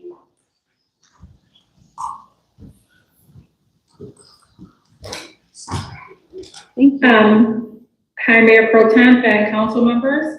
Good evening. Good evening. What we are currently working on is revising and reviewing the rules of procedure. I should have that back out in a short bit.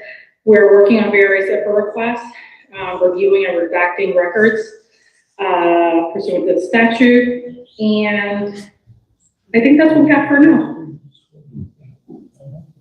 Thank you. Councilors, do you have any questions for our attorney tonight? Somebody wants to go before me.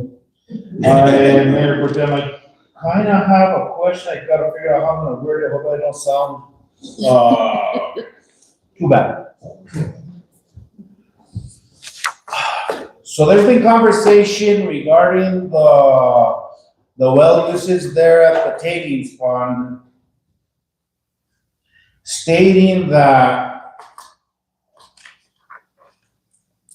because the tailings area is gonna be changed from a waste area, and now it's gonna be designated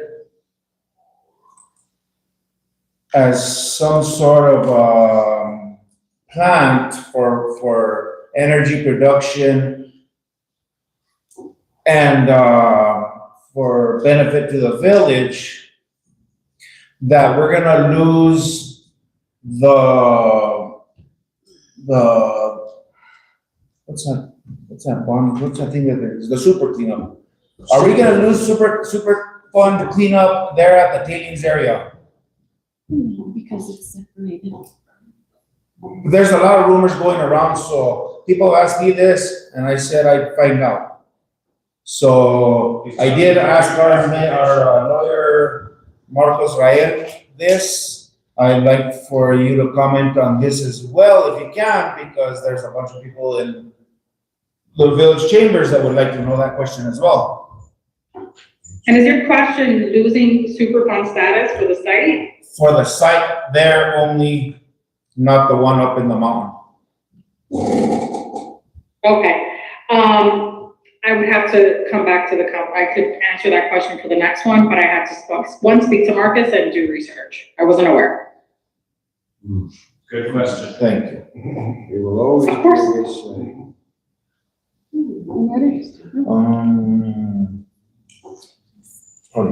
Okay, Counselor Jaramillo? Yes, the only question I have is Mr. Rael going to be present on April 21st and 22nd, or is it going to be yourself for the meeting with the EPA? I'm not 100% aware. We're both working with the village. I'm not aware as of yet. I attended the last one, but he may be in attendance. Is this a physical one? Yes, this is the quarterly one. There's the community meeting on April 21st, and then there's meeting on April 22nd at 8 a.m. I'm aware of both. I think Marcus will be attending. I'm aware because I attended the last virtual EPA meeting. But to assure you, one of us will be attending. Okay. Thank you. Counselor Ortega? Plenty of questions. First of all, I'm gonna, get on to Councilor Gonzalez's, comment or question. You yourself and me and the mayor were on the tour of the tailings. It's not even covered yet. How will they be released from a Superfund site when the tailings isn't even covered with, dirt yet? There's still tailings exposed. Wow. You've seen it, I've seen it, the mayor's seen it. So how could they, if that's even a question, I don't see how that could even be possible.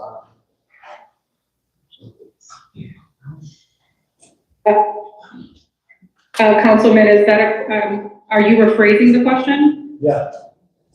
Well, would you agree? Would you agree that it would be okay to release that area from a Superfund site as they're not even finished with the covering of that tailings yet? I would have to do research.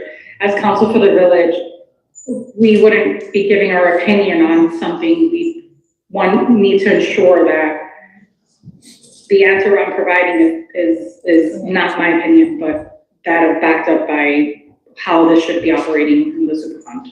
Yeah, that would also have to go in front of the judge, the federal judge in Santa Fe, which the court decree is already a done deal. And with us losing granite from doing cleanup right now, Chevron is in violation of that whole compact with the state EPA and the state of New Mexico, with as well as not continuing the cleanup and going in front of Judge Kelly in Santa Fe.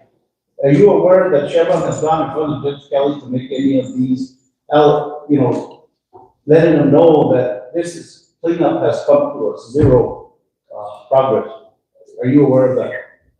I'm personally not aware, but I'm certain our firm is, along with Marcus. We both could jointly support and represent the village. So I have to follow up with him and we can give a better, more well-rounded response and see how we would address that, if there's addressing needed to be made. I guess I don't know if I should continue with all my questions. It sounds like we need to deal with Marcus, because my next one is gonna be, people assume in the community that there won't be a vote for the Village of Questa Council president to take on this hydrogen plant. And there will be a vote because we still have to saddle up with the $50 million for the bridge loan to get we got 25 million coming in, but where's the rest of the money? I've attended every meeting that Kit Carson has had from November till now. And I've also attended the watershed protectors, and I've attended the concerned citizens, and I've attended the housing, I've attended the round table with the VFW, and all I get is I have nothing but questions and no answers, just like everybody else in this room. Where are we on the USDA grants? Are you aware of that? We do have that, that's pending on our item, on our personal firm list. To your first question, to which you're stating that the council will not be approving or they haven't reviewed any approval, any action that must be taken must go to council. Again, I remind you that we are council for the village, not for anyone in particular. Therefore, we'd be ensuring that everything that needs to pass and come against the council for a vote will be going to the council for vote. So we will be. And I hope that addresses your initial question. It does, but will we be seeing the bridge loan? What is the interest rate on the bridge loan? How much money is it gonna take to put the solar panels up? The property doesn't belong to the village, it belongs to Chevron, which is gonna be bought by Kit Carson, which is gonna be donated to the village. I think that's all illegal. But I believe any action that needs to be taken by the village will be brought to the village. So eventually, it is my understanding that this will all come forward and be seen So it will be by the council to vote on, by the correct? council.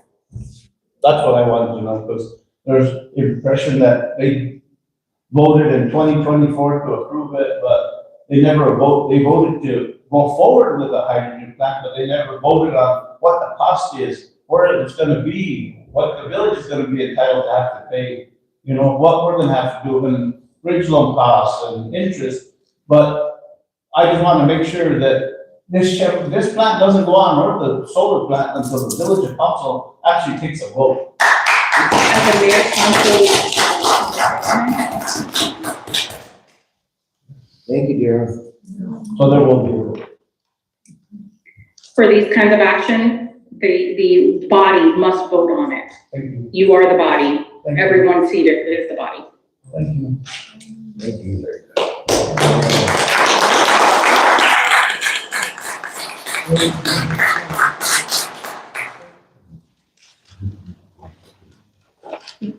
I guess I have another question. In regards to Cabresta Road, I think since Mayor Gallegos was the mayor, the money was appropriated. It's going on, 3 years now, almost 4. We still haven't got Cabresta Road paved or started. The mayor told me that, this whole council, that April 1st, we'd start seeing the contractors here. We're the 14th, I haven't seen anything yet. Is there any way for us to go back on this contract and reopen it to bid with other contractors? Is that a question for the attorney or for the mayor? For the attorneys. If it's a contract question, depending on the contract language, right? But if it's pulling out from anything, that's something you've discussed and whatever would be most beneficial for the village.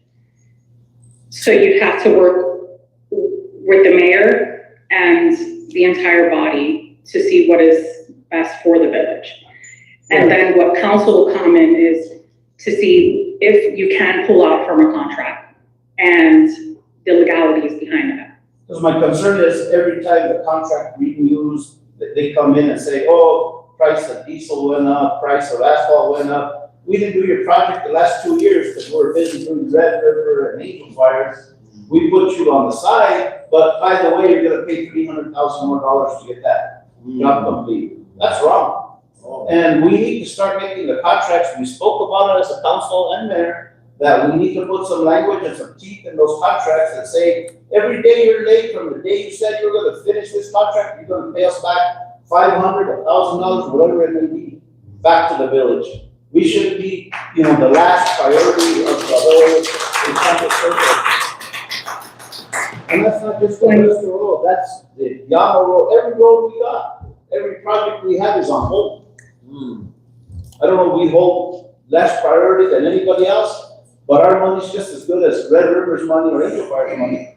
And we need to make sure that we put some language, I don't know if the mayor talked to you or not, about building contracts from here on out, or the village, the council, with some language that says there will be a return back to the village if you're not complete by a certain date. I don't know if you were talking about that or not. And if not, can you make a note of it and talk to Marcus about it and the mayor?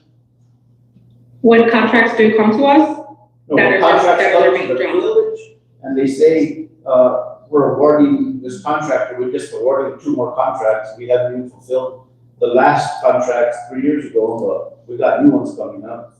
I was all against them getting any contracts, because there are other contractors out there that could get the work done. And we shouldn't have to be waiting, and, I'll talk to the mayor about it. Hopefully Marcus is around on the next meeting, because I have plenty of questions for him. My next question is, Any questions you do have, we do come together as a team and we work through them. Good. So whatever questions you do have in his absence, I'm here.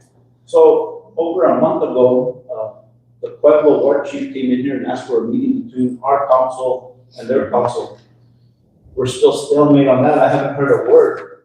We're working on, when we have time to do it. Well, I make time, and I'm sure the rest of the council will make time to meet with this entity so we can discuss this hydrogen project. And maybe you could be the person who could reach out to the Pueblo and get us scheduled an appointment with the war chief. Counselor, with all due respect, we're responsible for the village. That's making such arrangements, I guess that would be conducted within the village and the administrators, trying to figure out a schedule to discuss these business matters. When a contract is then resulted in these conversations, we then would review and support the village.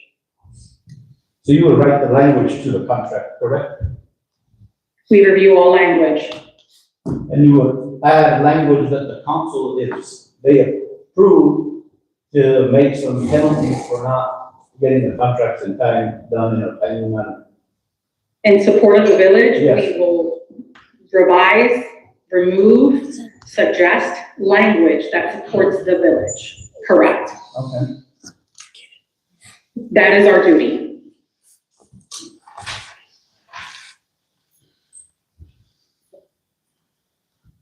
I guess that's all I have. I have a lot of questions for Marcus, but I might have to email him or, talk to him in person or on the phone and get those questions to him. Thank you.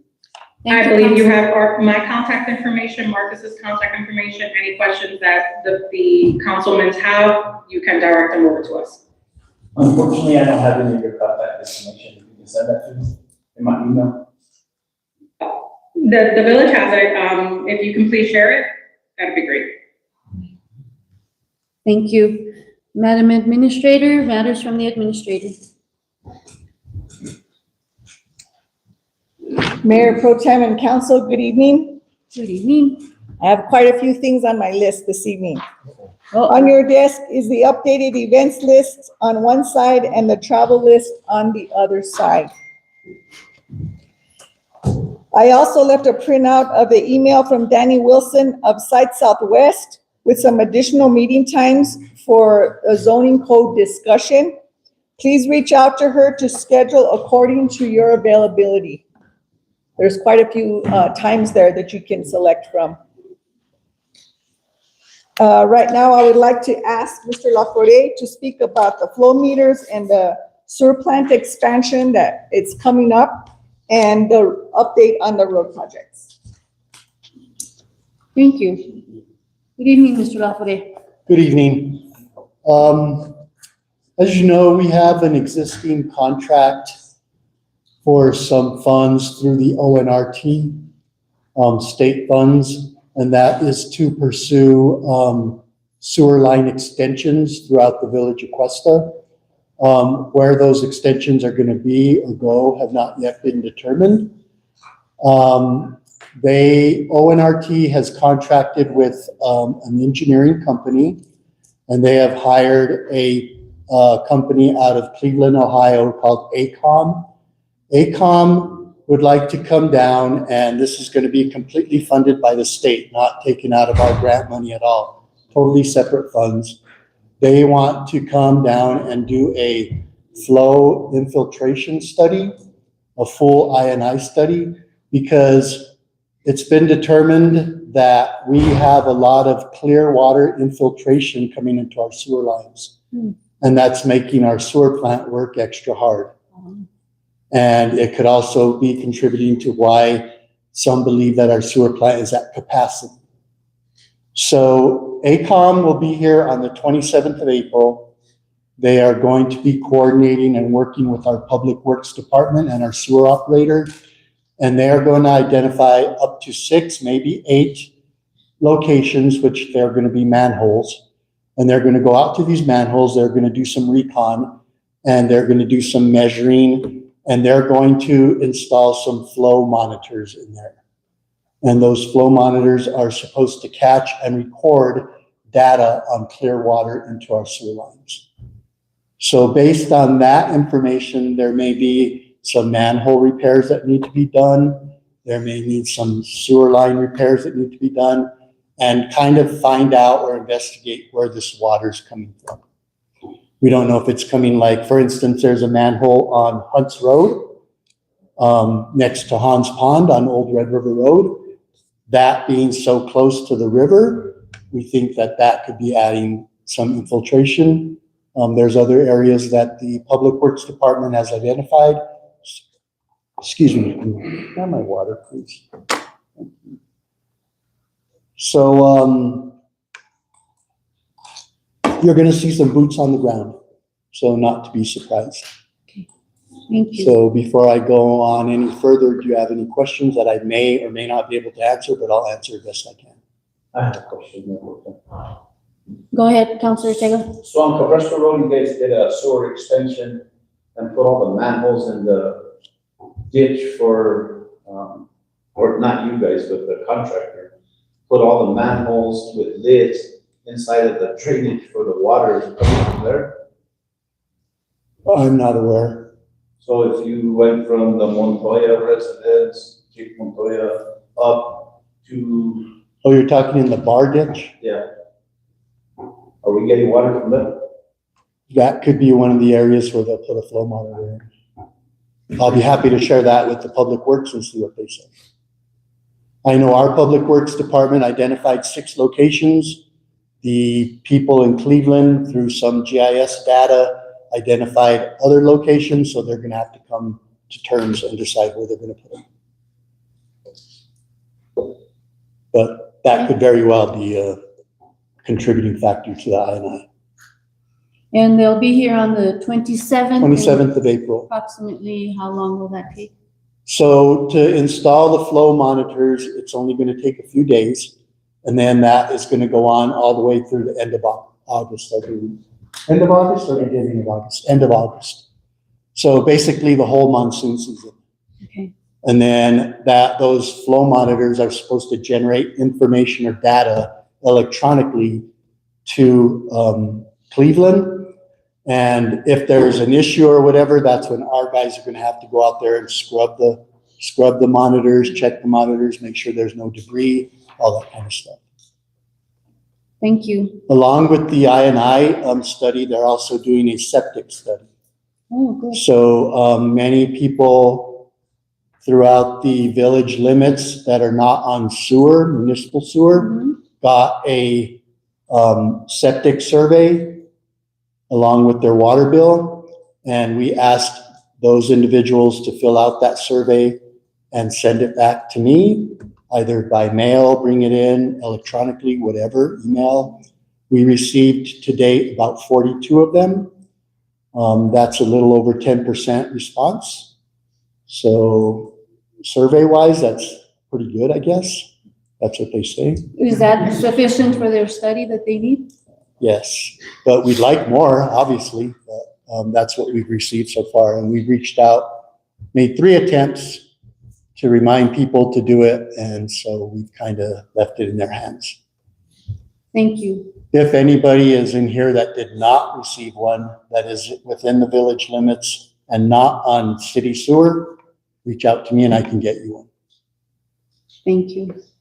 Any questions concerning this project? No questions, thank you. Councilor Avenue? Just to kind of speak a little more on that, what they're trying to find out is if there are any existing septic tanks that are having issues.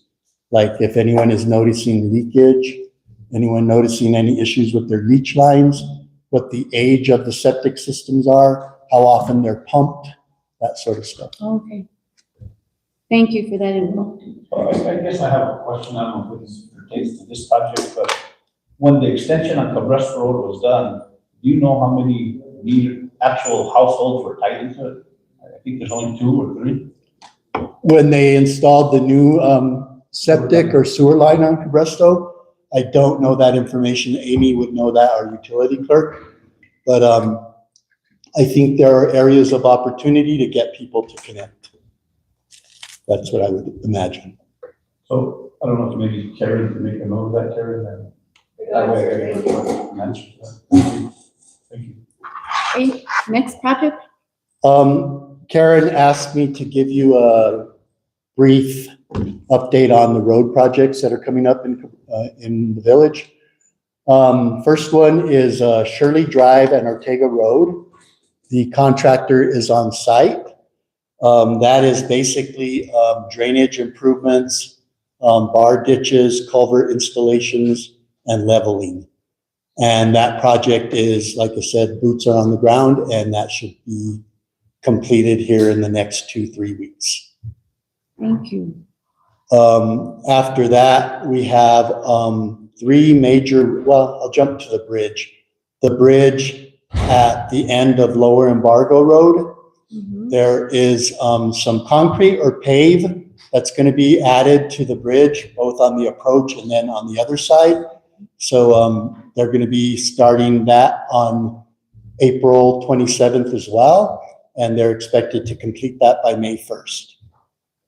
Do you want to know who the contractors are by any chance, or? Yes. Okay, for Shirley Drive, it's TLC Spear. TLC? Spear.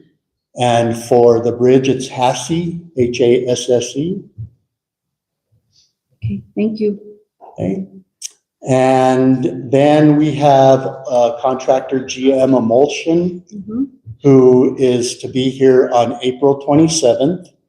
They are bringing a grader, a pavement reclaimer, and a roller here tomorrow. It'll be stored in our public works yard so that they're starting mobilization already. They're going to start with Embargo Road first. They're going to do 1,400 linear feet of paved rehabilitation. They're going to knock that out, and then they're going to jump to Cabresto Road. Cabresto Road will start right behind the visitor center and work its way up all the way a little past the intersection of Cabresto and North Kiowa Road. If anybody's familiar with where Paul Pacino lives, it would be right about there. And that is going to be a complete pave rehabilitation, new pave, all that sort of thing. I've been in contact with the schools already to let them know that there will be some interruption in school bus routes and all that. So I'm working with them, coordinating with them so that the buses can get through for drop off and pick up. After they do Cabresto Road, then they're going to move to Lower Embargo Road from 522 to the bridge, and that's a whole pave and rehabilitation as well. Because we, and when I say we, it's Val and the village, Val and I and the village inherited some of these grants from the previous administration. Time is of the essence because we have to finish these projects by June 30th. Wow. Or we're in jeopardy of losing some of that funding. So Thank you that's for why your hard we're, work on that. yeah, we're really, we're kind of at the mercy of the contractors. I mean, Mr. Ortega brought up that, you know, our money's just as good as everybody else's, and we are competing with other entities, Red River, Taos, the town of Taos, the county, Angel Fire, Eagle Nest, all around us, Espanola. So we're all fighting for the same contractor availability. We do our best to get them under contract and to do that sort of thing. I believe in the beefing up the language of the contracts, but we certainly don't want to alienate ourselves from other contractors wanting to come here and work with us. It's a catch-22. I stand for any questions if you have any. Have any questions? Counselor? I do. Go ahead. So I feel that we're in jeopardy of losing money for the bids, the contracts, even though the contractor's putting us on hold. We're in jeopardy of losing the funding. But yet, you're saying we might alienate ourselves. I think you just alienated us by not finishing our project. When is the Questa Road project supposed to start? When is it supposed to start? April 27th. I thought you were doing the other projects. They're all gonna start at the same time then? They're all different April contractors. 27th to June what, before we lose the money? June 30th. You said they're different contractors? No. Yes. We have HASI, we have TLC, and we have GM Emulsion. GM Emulsion's doing all the paving. Oh. TLC's doing this project, The Cabresto and Ortega the Avenue. Lower Embargo. So on Ortega Avenue and Shirley Drive, they're gonna build the road up? No. They're just gonna install culvert, do some bar ditches and level. So how are they gonna get drainage if it's? That would be an engineer question. So we have that engineered though, right? I guess I'll probably need to see an engineer on that, because how do you make drainage when you have, you know, big arroyos in there that hold water? I don't know that there are arroyos in there, Plenty on the Ortega Avenue. but I know plan and design has been done since, I think a couple years ago. Who was that done by? NV5. Who? And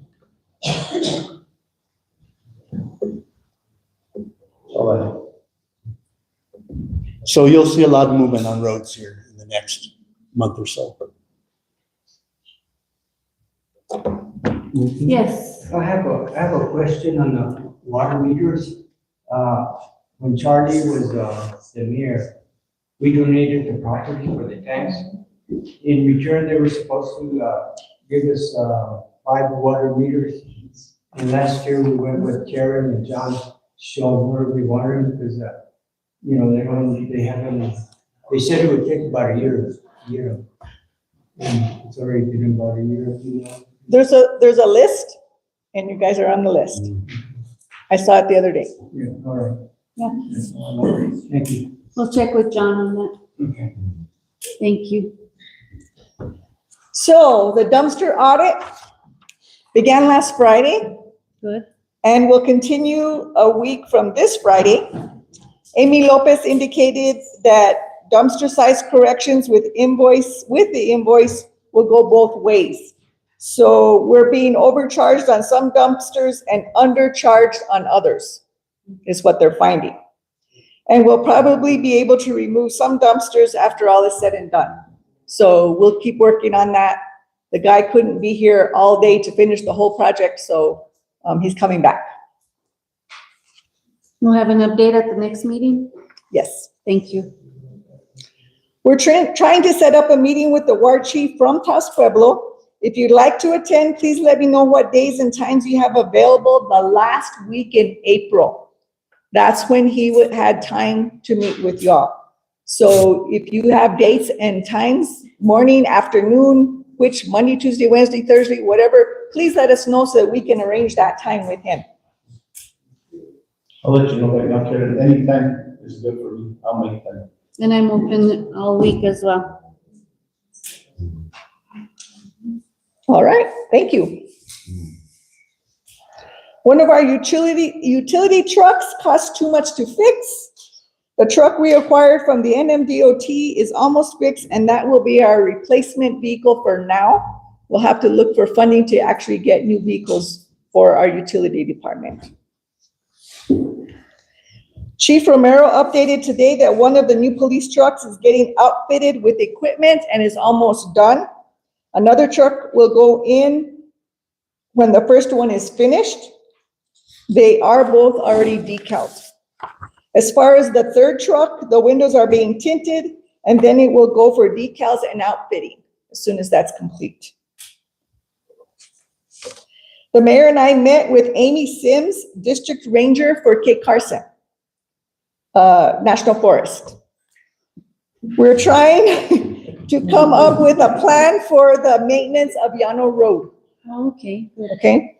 We'll have future meetings that will also include Taos County. We're trying to get a mutual maintenance agreement set up to take care of that road. We received a notice of violation from the New Mexico Environment Department. We failed to have an inspection on a couple of our water tanks.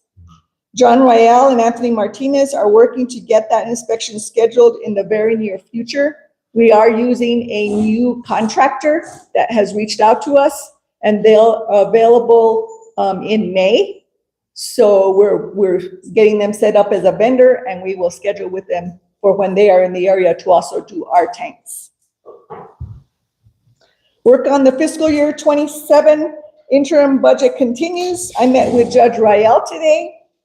I've also met with Chief Romero, Chief Bobbick, and Sharon Nicholson of the library to get their department input. And the last thing I have is about an update on the bulk water. I had given you all the rates, and we are the highest in the area around here. So we've decided to continue to sell bulk water to established customers. And we will sell metered bulk water to the contractors for the village. When we have village contractors that need water, like for the roads, we will sell them metered water. But we're not going to sell to contractors who are not doing projects within the village, so that water benefits village. I stand for any questions. Is there any way they can use the reclaimed water from sewer plant? We have looked into that, and we would have to have several testings for NMED to allow us to do that. We're starting to work on setting that up, but it will take several months because they have to have a whole series of approved or cleared testings available that will, if we pass the test, then we can sell the water, but there's several of them. We have to show longevity that it's good, clean water for them to reuse. So, you know, if you're talking to Anthony, I think he said that you guys have a capacity of holding 25,000 gallons of water down there or something? I'm not familiar with the exact amount, but yes, So there is that a would be amount. sufficient enough for our contractors to do road compaction and not use potable water, because, you know, Cerro's dry, you know, a lot of wells in this area are dry. I hate to see the village be struggling for water. You know, we did that for a couple of months a while back, and it was the worst thing ever. I understand, Councilor, we're working on getting those things done. It will take time to get those approved tests so that we can sell bulk water from reuse water at the sewer plant. That's a good vision. Thank you for that. So I did have questions about the units.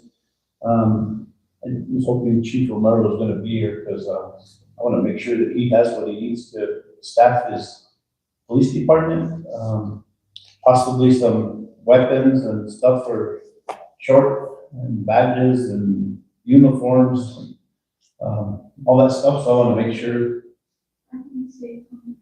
Okay. So we've been working diligently with Mr. Romero to get his staff up from kind of switching over chiefs. And so we are currently looking into them getting a new body cam system. We've been working with the New Mexico Municipal League to switch their body cams over.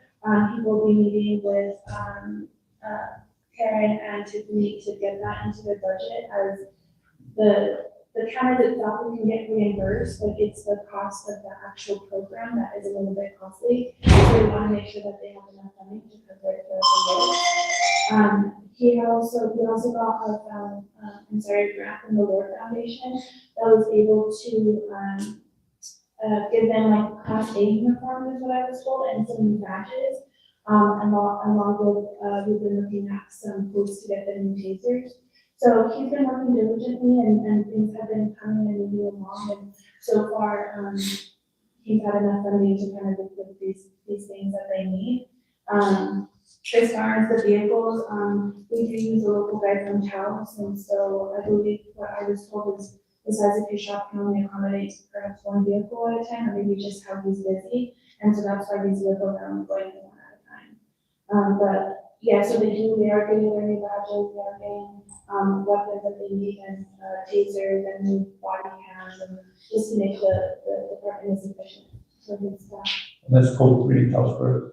What's that? Code 3 is the ones outfitting those vehicles. No, it's called Spectracom. I guess it used to be called 30. I think they're called Spectracom now. And then it's Print Ninjas. Yeah, he's already done his pretty much. Yeah, they've already done. Yeah. So once that other third truck comes back from tinting, it's getting tinted over at the actual car dealership. It'll get wrapped here, and then it'll go to Print Ninjas, and then it'll go off to Spectracom. And those lapel cameras, those are going from analog to digital. I believe so. They're trying to look into getting Axon, which is basically, I guess, what all law enforcement is using. It would just make it easier not just for them, but for echoes and things like that, to kind of make things move a little bit more smoothly. Thank you. I do have an announcement I thought Chief Romero would come and tell you, but we are losing an officer. Chief Haas, Officer Haas has given his notice. We do have applications for 2 other officers that they're doing the background checks and things on. So hopefully we will get that position replaced soon. Then, I was going to bring up again the utility department of the service truck, and obviously it's coming up on its own pretty much. So We're working on it. good. And then also, Cabresta Road, I haven't been able to bring this up, and I've been wanting to.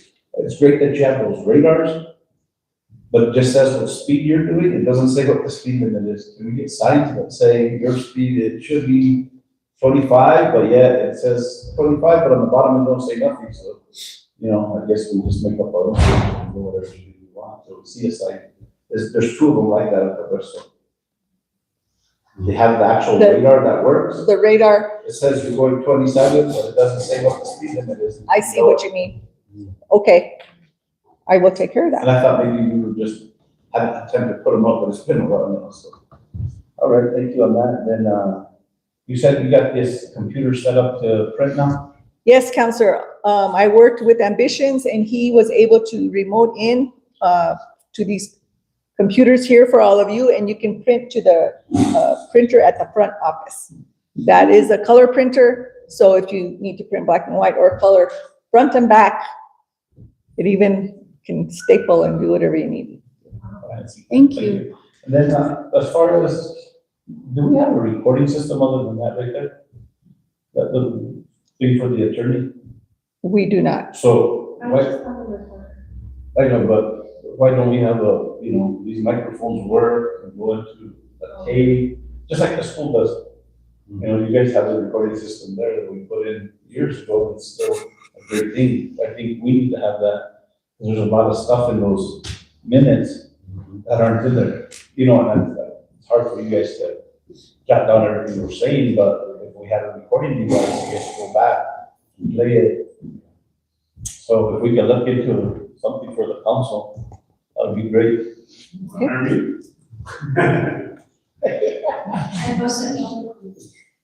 And then, Counselor, if I may, I just want to make sure I understood correctly. Is it to record in the minutes? Yes. More detail? Yes.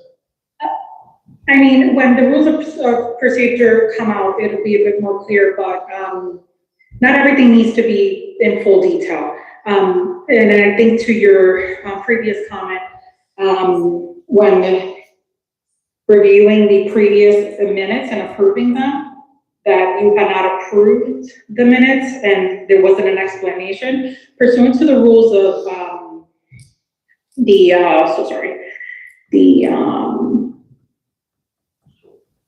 to the Open Meetings Act, just how everyone voted is sufficient. And beyond just sufficient, that's what the Open Meeting Act calls for. So we can review in detail, specifics, but I can definitely address anything specific to just this, the voting would be enough. So when I, as counsel, sit here and I say, for the record, I want this in the record, that's where that needs to come in. It's been recorded. What's that? It's not recorded in the minutes, but that's different because these council meetings are recorded, correct? No. Yes. No, that's what we're saying, they're not. This is not being recorded right now? No. We can't do it. Yeah. And then the minutes are wrong sometimes because they can't put it all in there. Oh, so there's not video recording of? No. I thought there was. The village does not record the meeting, but the media records the meeting. When they're here. When they're here. So he doesn't show up to every meeting. Right, I We understand. appreciate him being here, but we're not paying him, nobody's paying him, he's doing it on his own, so Yeah. the last 3 meetings or 2, he hasn't been present. Understood. So what I'm saying is not being put in the minutes. Yeah, no. Pursuant to the Open Meetings Act, it's very specific what you record for the minutes. Even if one calls and wants something recorded on the minutes, it has to be in pursuant to the Open Meetings Act. So what happens when the minutes are incorrect and there's nowhere to go back to it? We all have to remember what was said to make the minutes correct. And if you give me that in writing, give it to me in writing and send it to Of me course, by email. I'm working on the rules of procedure, Good. but, not everything is recorded on the meeting minutes.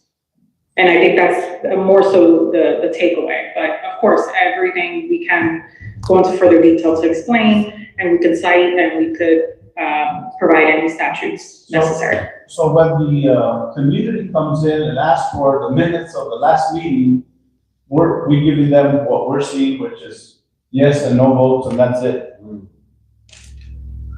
That's it. Wow, I don't think that's right, but I don't think that's being transparent either. But you're the lawyer, I'm not, but I can research it. There, Going back to what I was talking about. Let's see what else there is. Oh, so, down the grapevine, this is for Karen. Did she say something? Madam Administrator?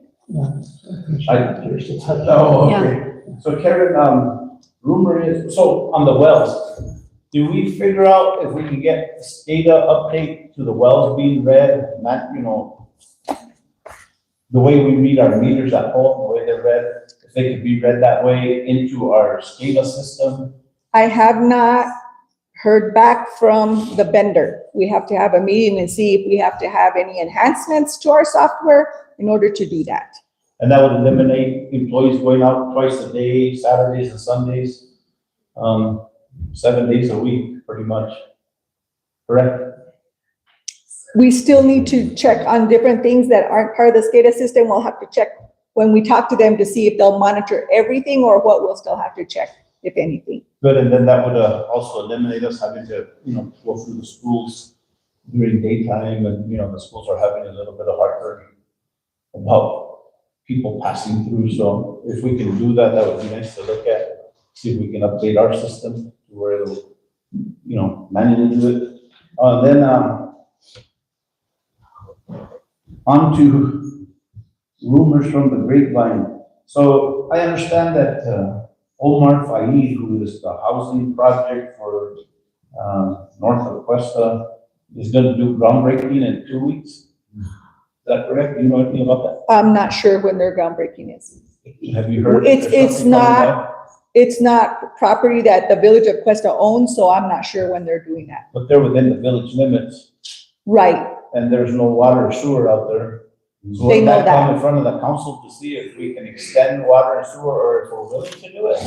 we have looked into it preliminarily, but, we haven't come up with a solution yet. Because it only goes as far as the business part. So are you quashing the rumor, or are you saying? I'm saying it's a work in progress. So there is groundbreaking taking place. I do not know if there is groundbreaking, taking place. Okay, that's understanding, and that land also belongs to Chevron.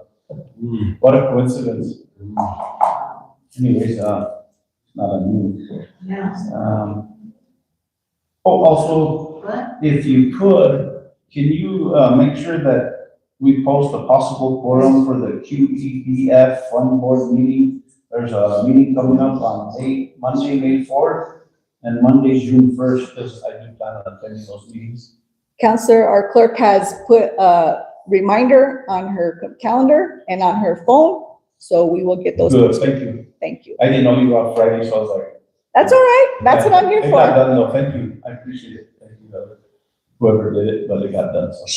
That's part of what her job is, and she did it. All right. Well, But you so can everybody- reach out to me anytime. I'm available. I like going to, just because I don't know, you know, I want to send something to somebody that says, it's not my job, who's even tell me what to do, you know? No, So, that's fine. That's why I went to you, but I did see the, you know, copy the bell on it, just because I wasn't sure. But, you know, in time, we'll figure out what everybody's title is and who I need to go to. Usually, counselor, you would come to me and I would delegate. If it's not my responsibility, I will make sure that it gets done. Thank you. That's all I have.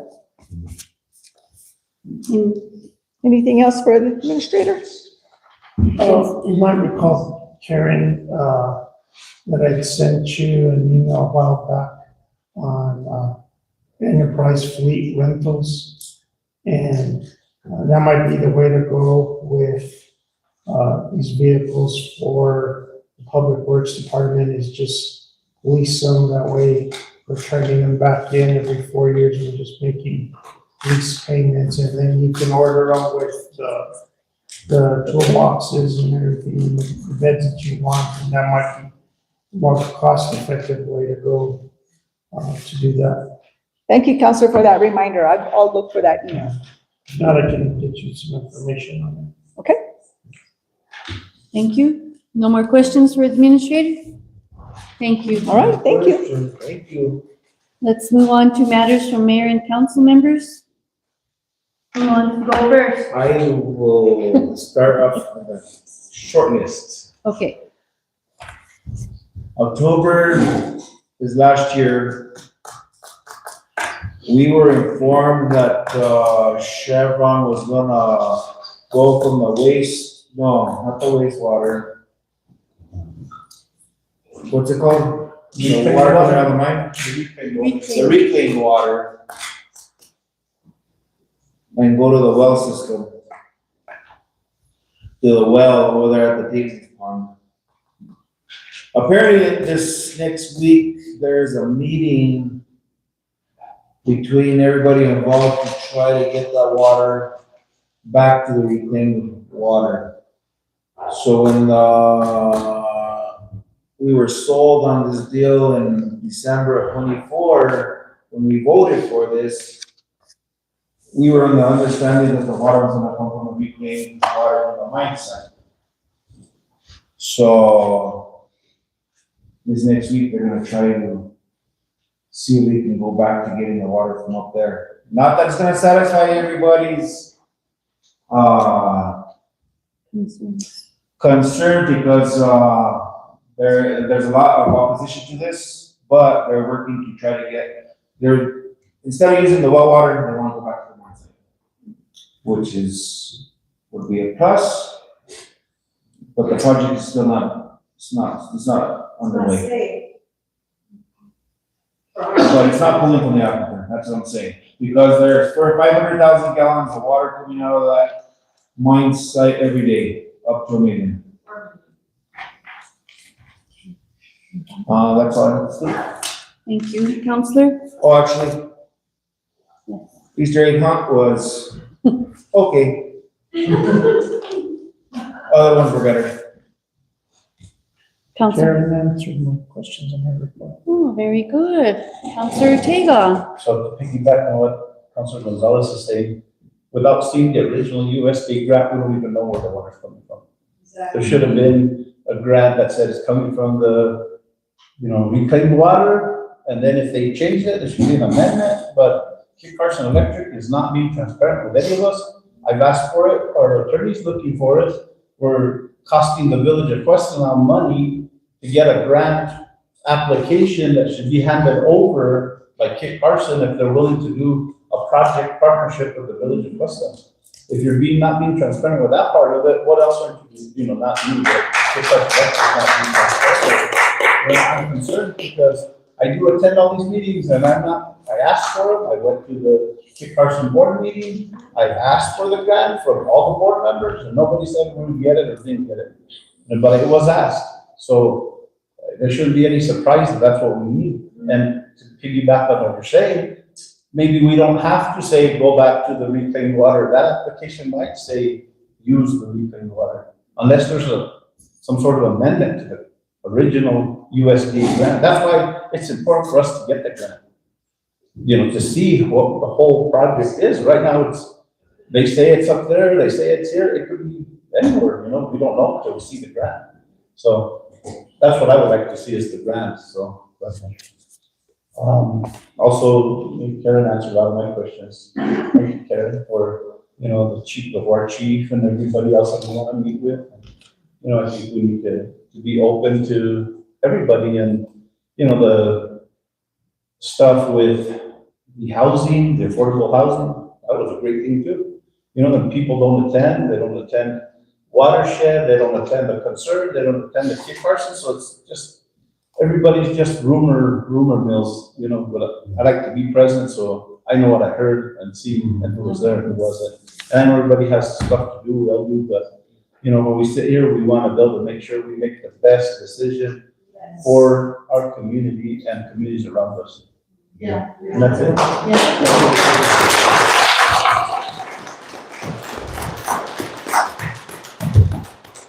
Thank you everyone for being here tonight, and I adjourn this meeting at 8:17.